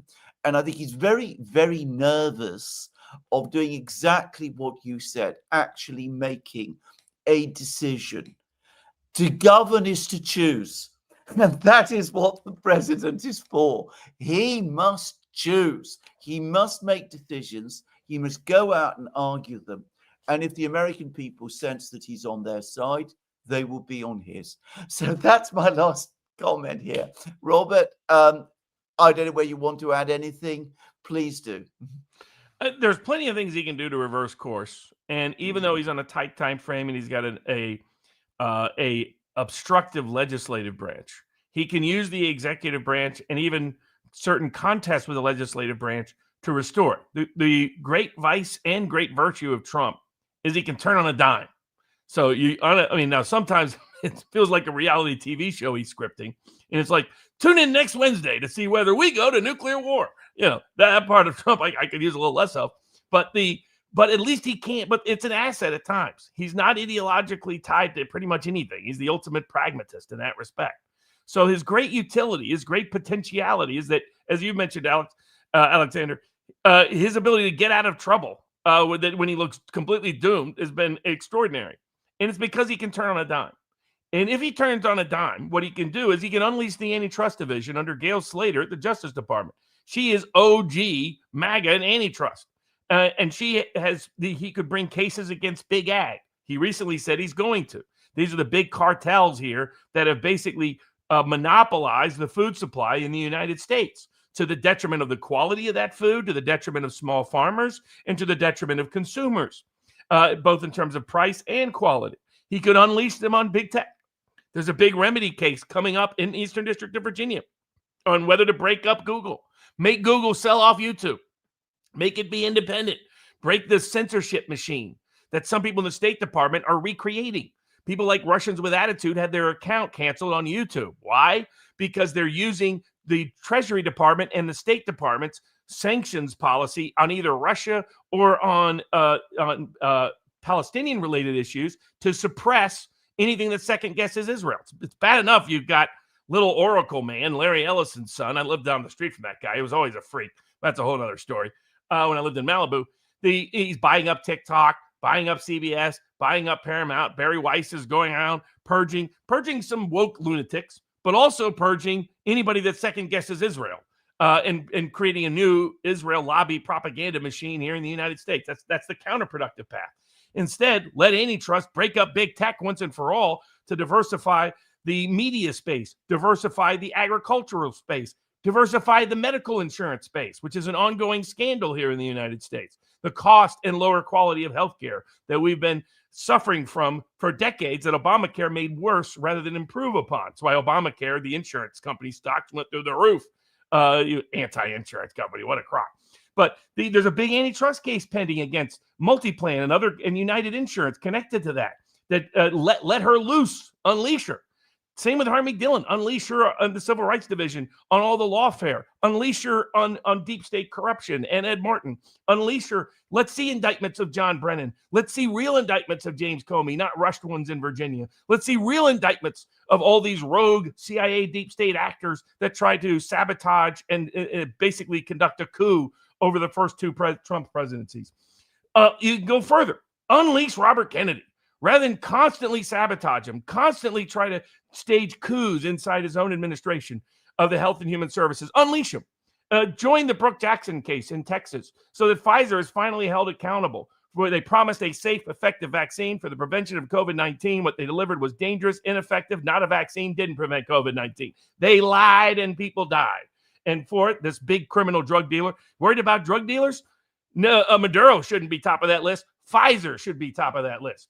Not only that, but change the rules and empower the vaccine court that Robert Kennedy is trying to do so that big drug companies are held liable for the injuries their products and their deceptions cause, including whether it's vaccines.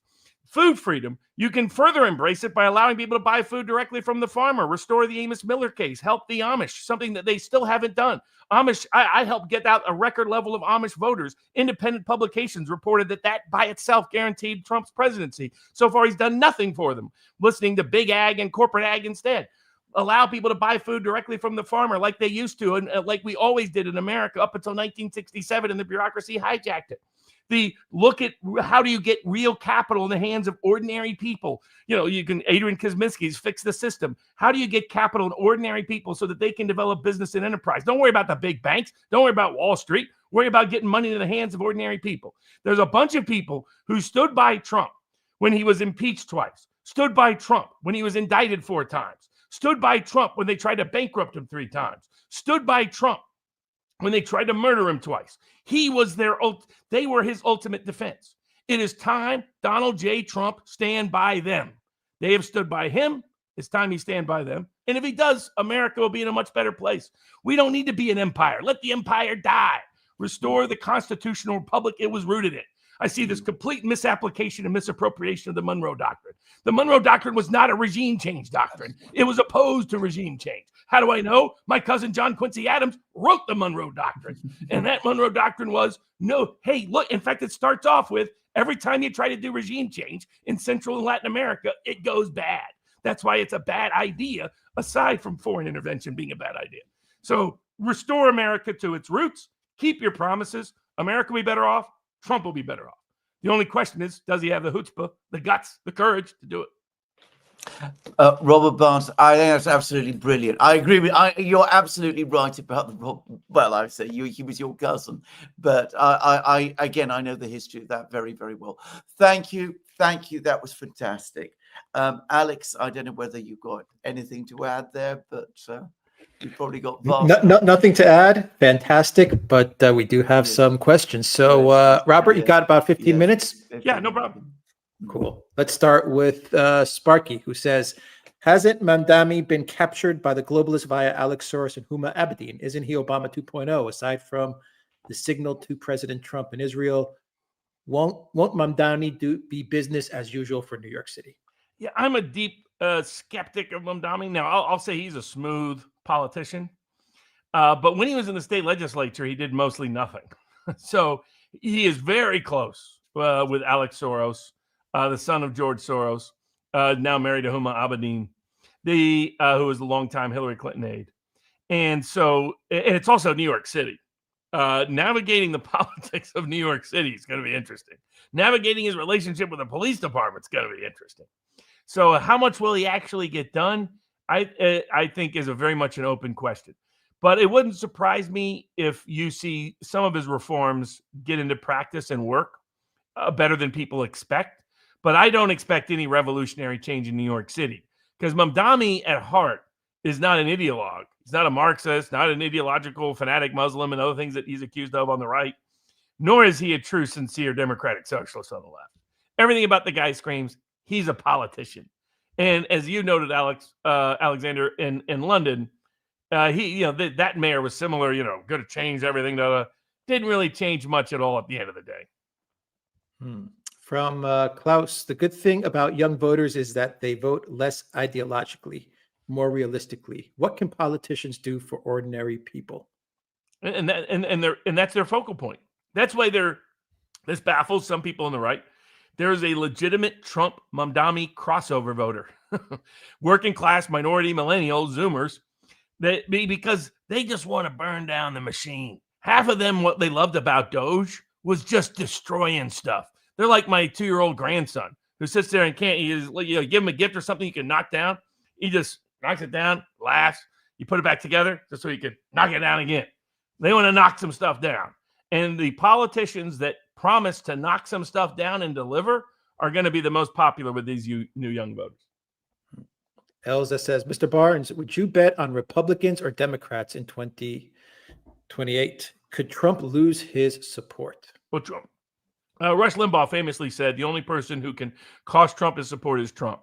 But Trump is working really hard at fracturing that foundation. You can follow people like Mark Mitchell, Honest Pollster online, Richard Barris, People's Pundit Daily online. They track public opinion and know the Trump voter better than anybody. And both of them have been screaming warning signs for the last month, saying that things are fracturing badly within Trump's base. As to 2026 and 2028, if Trump continues on the current path, Republicans will get wiped out in 2026. It'll look like 2006. But the X factor, there's two X factors. J.D. Vance, I know there's various people that are skeptics of him. I am not. I know him. I know him personally. I have great confidence in his capacity to really deliver. I don't think he's as infected by hubris as others.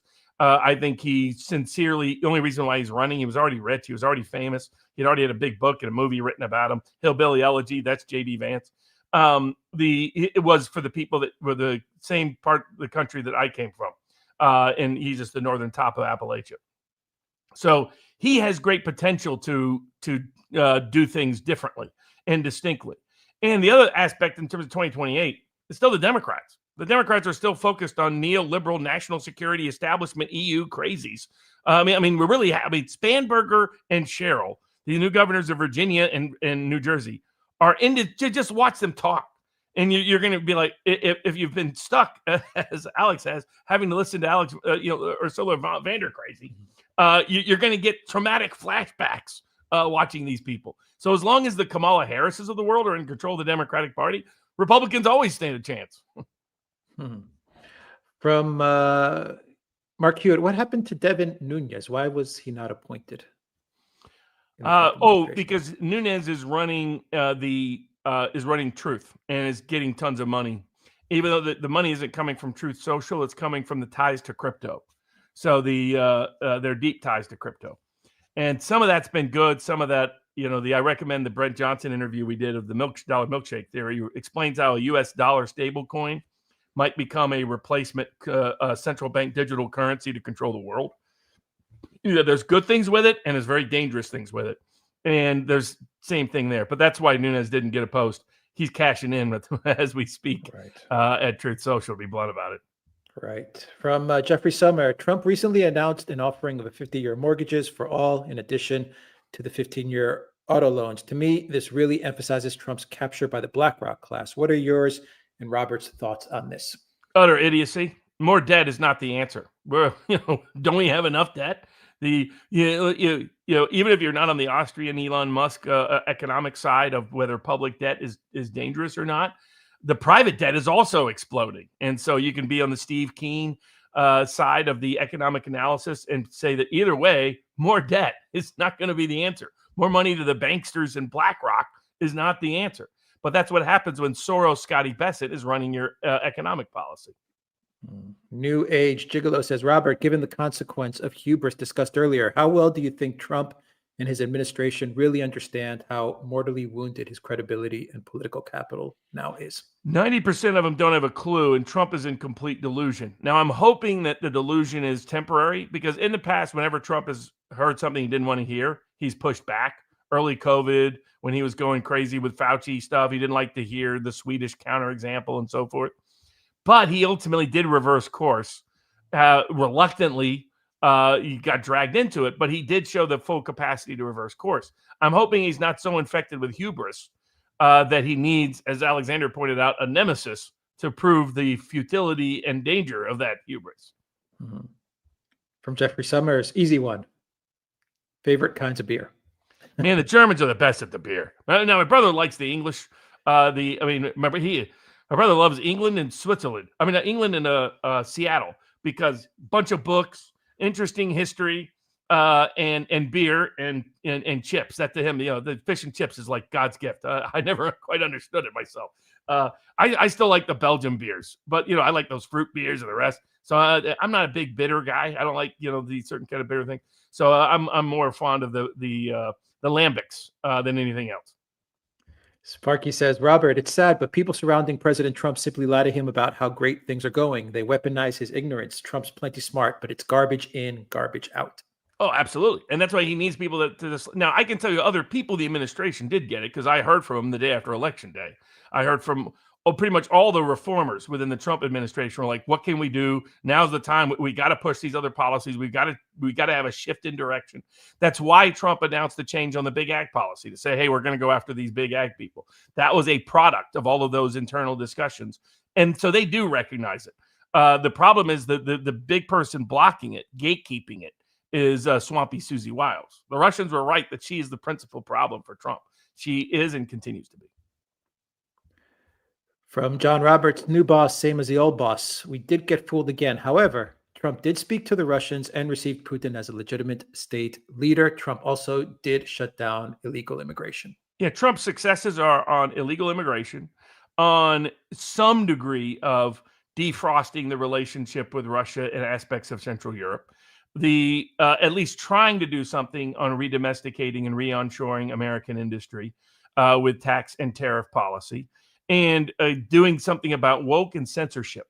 That's why they tell me it was like, Trump's still an improvement over Kamala Harris, Joe Biden, and Hillary Clinton. It's like, however, all the mistakes that I'm being critical of Trump of, it would be a lot worse. Telling Alex, if Hillary Clinton, Diana Kamala Harris was going to get in, I was going to have to figure out where his grandfather's maps of the old caves he could hide out in Cyprus when they were fighting the Brits, because it was going to get real ugly real fast.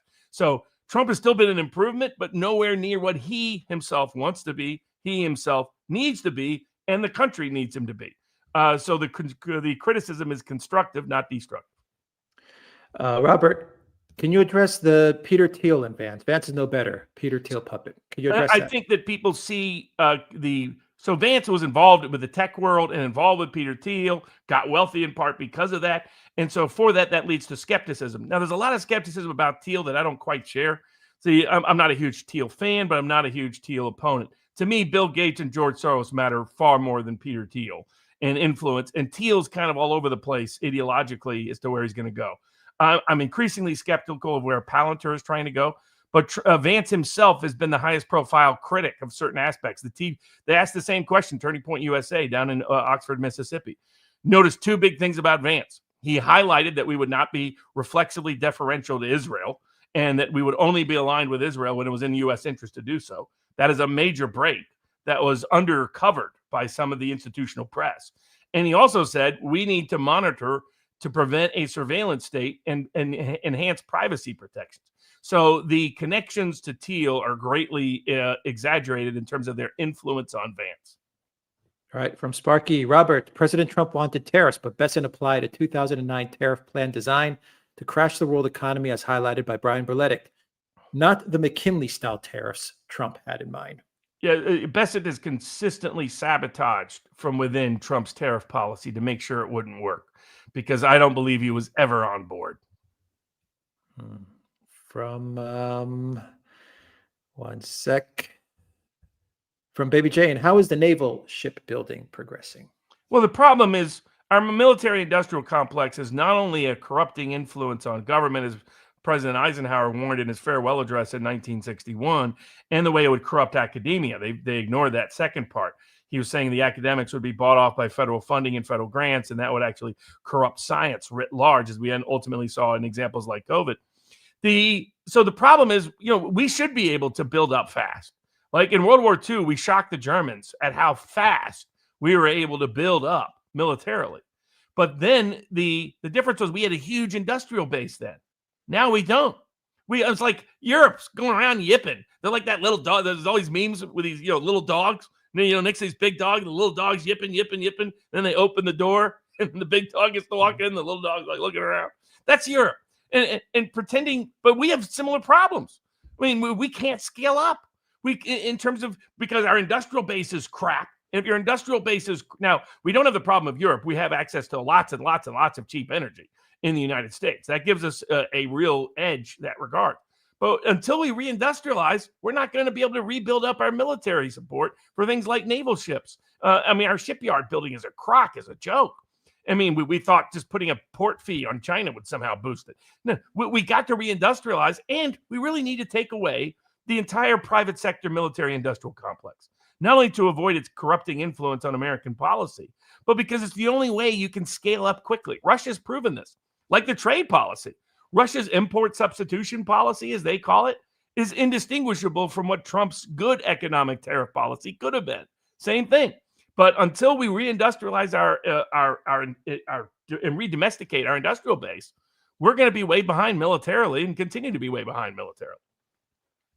OMG Puppy says, have you seen Al Jazeera's documentary on the Israel lobby in the U.S.? It's troubling, but maybe the documentary effect, as Scott Adams says. They're infected. The Israel lobby is infected with hubris. You see it and when you see the sort of dying throes of a dying empire, and in this case, the Israel lobby in the United States, you could classify as one. It was always misunderstood, the Israel approval in the U.S. People can go back and look at a What Are the Odds show with Richard Barris, People's Pundit Daily, YouTube, and Rumble, and his local state page as well. We did a deep dive of the entire 75-plus year history of public opinion on U.S. and Israel. And like a lot of people, both the left libertarians and the institutional right, thought, for example, evangelical Christians really love Israel and that the Christian Zionism movement is an organic, authentic extent. No, it never was. It was a grassroots group. It was an AstroTurf group, not a grassroots group, created by televangelists in the mid-'70s, early 80s.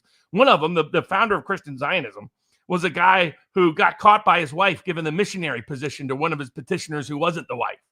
And that's why he suddenly felt the need to discover, I'm a Christian Zionist now. Yeah, we got to talk about Israel because he was kicked out of his church. That's why.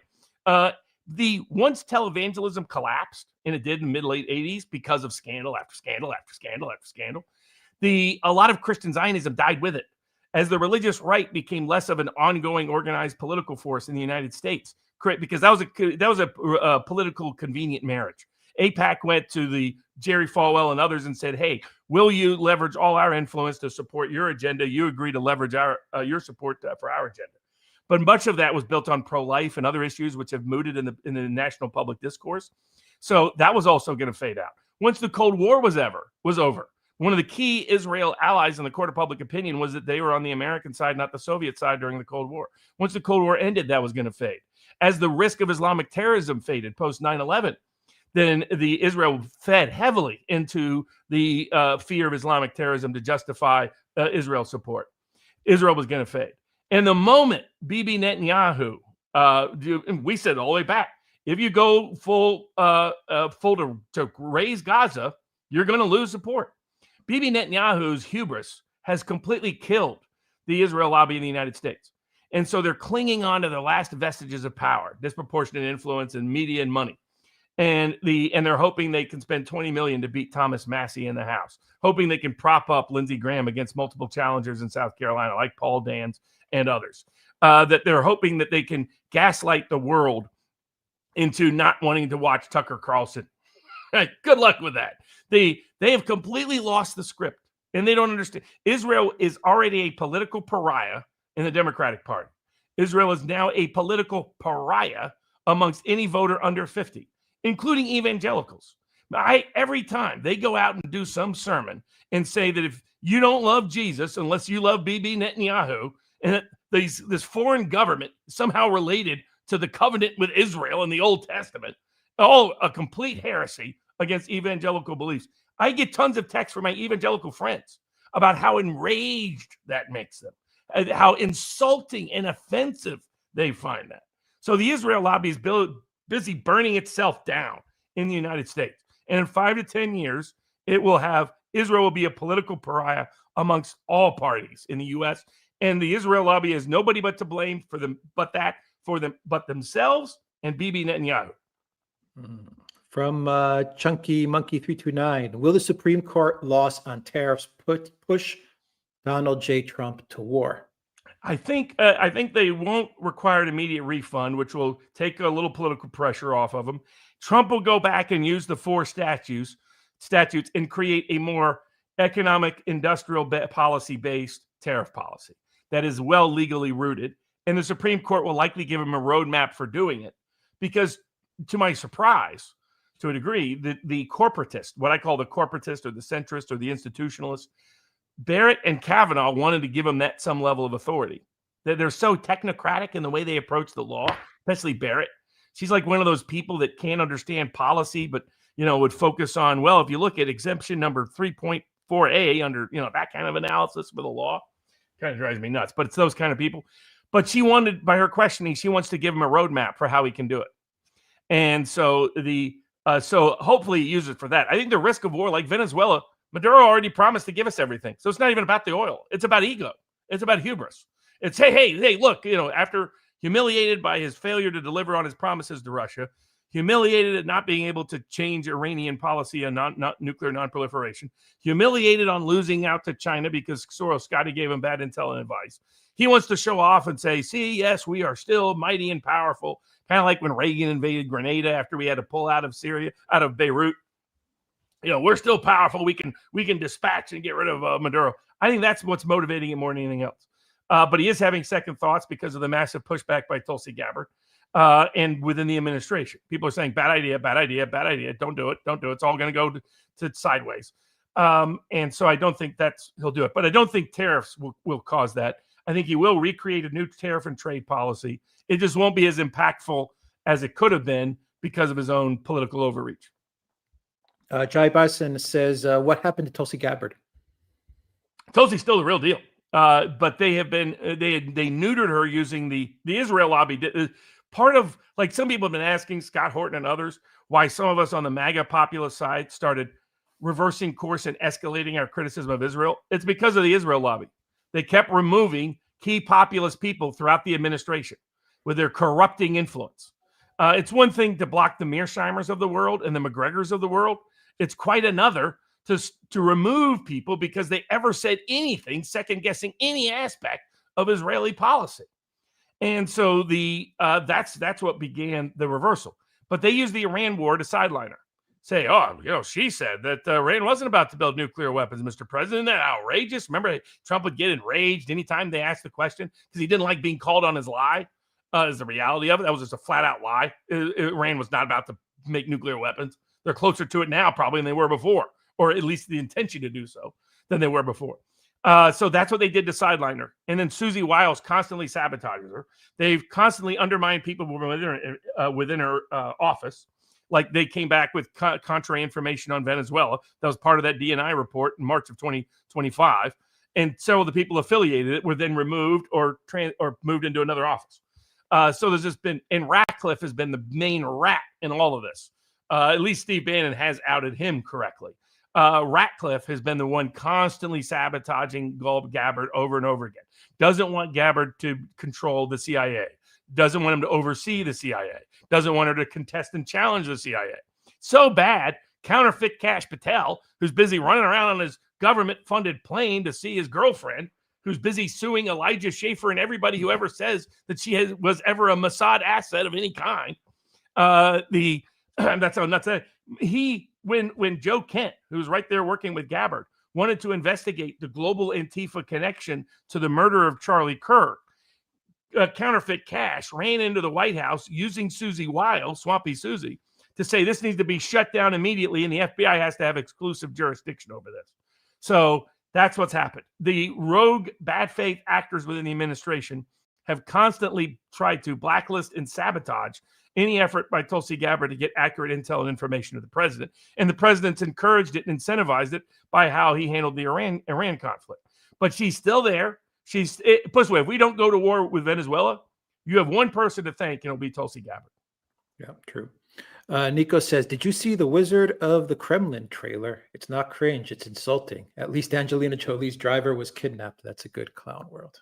That's with Jude Law, I believe, the Wizard of the Kremlin, right? Yeah, don't drive around the. Yeah, I haven't seen that yet. I heard it was actually decent and wasn't. It's hard for me to believe because U.S. and British Hollywood productions are so universally, obsessively anti-Russian. I mean, BBC even who recently got caught doctoring Trump tapes in order to make it look like he called for an insurrection. The British Broadcast Corporation. But they were going back over the last ever since Ukraine in 2022, and they're like rewriting the whole history of British-Russian relations. And it's like, it's always, how did we ever side with Russia against the evil, against the good, wonderful Germans? Good, wonderful Germans. I mean, they're talking about different parts of history and the rest, just making up fictional, fabricated, fantastical stuff. So I would love to see an honest film, but I'll have to actually see it to believe it. Yeah, let's see, Nikos, how that film is. From Sparky, Robert, U.S. remembers the Monroe Doctrine as Europe should stay out of the U.S.'s yard. What's usually forgotten is the Monroe Doctrine says this is contingent on the U.S. staying out of Europe's yard. And staying out of regime change altogether. I encourage people to go back and read the statement of President Monroe to Congress in 1829 that is the foundation of this. Or I'm sorry, 1827. Maybe 1830. Well, whichever year it was. There's a long statement to Congress that is the Monroe Doctrine. The whole thing starts off with how regime change is a bad idea. How, hey, it may come in with great intentions, etc. Maybe Spain has the best intentions, maybe England, maybe France, but maybe Portugal, but it doesn't work. It doesn't work. It backfires and hurts us here in the U.S. So the sphere of influence wasn't just the excluding Europe from regime change. It was excluding the U.S. from regime change. But it's also correct that we always were against getting us involved in Europe as a predicate for this. This is why the same man who wrote the Monroe Doctrine, John Quincy Adams, said, America is founded on one principle. We do not go abroad searching for monsters to destroy. And all the deep state has done for the last better part of a century is searched for monsters, usually make-believe, to destroy in the name of justifying foreign war. Yeah. Jeffrey Summers says, Professor Zhang the other day mentioned the U.S. actions in Venezuela appear as a pivot to the Monroe Doctrine strategy. Is this an opportunity for the U.S. to isolate itself and slowly move home? To a degree. So Eldridge Colby's position, I recommend the first person Tucker Carlson interviewed after the election was Eldridge Colby. Not a coincidence. As mentioned, Eldridge Colby's grandfather was Bill Colby. He was one of these old school Cold Warriors, Catholic, behind the lines in World War II, grew up with the OSS and the CIA, got caught up in Operation Phoenix and all the rest. And as soon as he gets to be CIA director, he's the one who outs the family jewels. All the CIA disclosures come from him. And because of it, he gets sacked by the then advisors to President Ford, who were Poppy Bush, Donald Rumsfeld, and Dick Cheney, who recently died. May he rest in hell. And so you look at those dynamics, and you can see with Colby, he said, we're not in a position to wage war in Russia. We're not in a position to wage war with China. We have diminished military stocks. We don't have the political capital. Even if it were advisable, and he makes the point, maybe it's not advisable, but his point is you've got to at least withdraw to some degree of sphere of influence focus. He's the one who authored the Pentagon opinion a couple of months ago that came out with that refocus. But it's not, going into Venezuela is not part of that. That's Narco Marco's desire. You won't find Eldridge Colby talking about how we need to invade a bunch of South American countries. That was not what he meant by that. He meant rebuild at home first before you can ever project power abroad anyway. Life of Brian says, hoping for Trump to change is worse than a letter to Santa. The course now is to turn everyone, including the boomers, against Trump. Well, I mean, I understand that sentiment. I think Trump is still the best hope for populist causes in the near short term. And that's why I think the best advice is to encourage the reformers within the administration to motivate him to at least take the least negative action, right? I mean, these days you're not always hoping for a promising positive action. Just please don't blow up the world. Please don't have us, small things. No nuclear war, please. On the agenda. And let's do one more from Sparky. Final one from Sparky. Robert, one good thing about the recent so-called ceasefire in Gaza is it gave local Christian charity an excuse to finally stop flying the Israeli flag without losing funding from Israel. Oh, no. It's fun to see throughout Europe when they're going in and taking down the Ukrainian flag, which is still mind-boggling that you can go to some small German town hall and it's the Ukrainian flag flying above it. The Czech leader, first thing he's doing is taking down the Ukrainian flag. It's nice to see, Asmongold, a popular young YouTuber. He's like, look, he goes, I don't have anything against Israel, but Israel is to the right what trans is to the left, an issue that only the elite support and the ordinary voters think is insane. And he goes, here you have a picture of Governor Abbott with 7 Israeli flags. He's like, why not 7 American flags? Could we have at least a few fewer Israeli flags? But Mark Levin and that crowd can yip all they want. Israel is a dying empire because of its own hubris in terms of the Greater Israel project that Bibi Netanyahu was launching. And the Israel lobby is fading the U.S., and it will be gone in 5 to 10 years as a meaningful, politically impactful factor. The best way to win office will increasingly be to run against Israel, not run with him. And again, that's the fault of the Israel lobby and Bibi Netanyahu. Life of Brian says, I don't know who the wizard of the Kremlin is, but Brezhnev is his driver. All right. Thank you, Life of Brian, for that. And thank you, Robert Barnes, for an amazing live stream.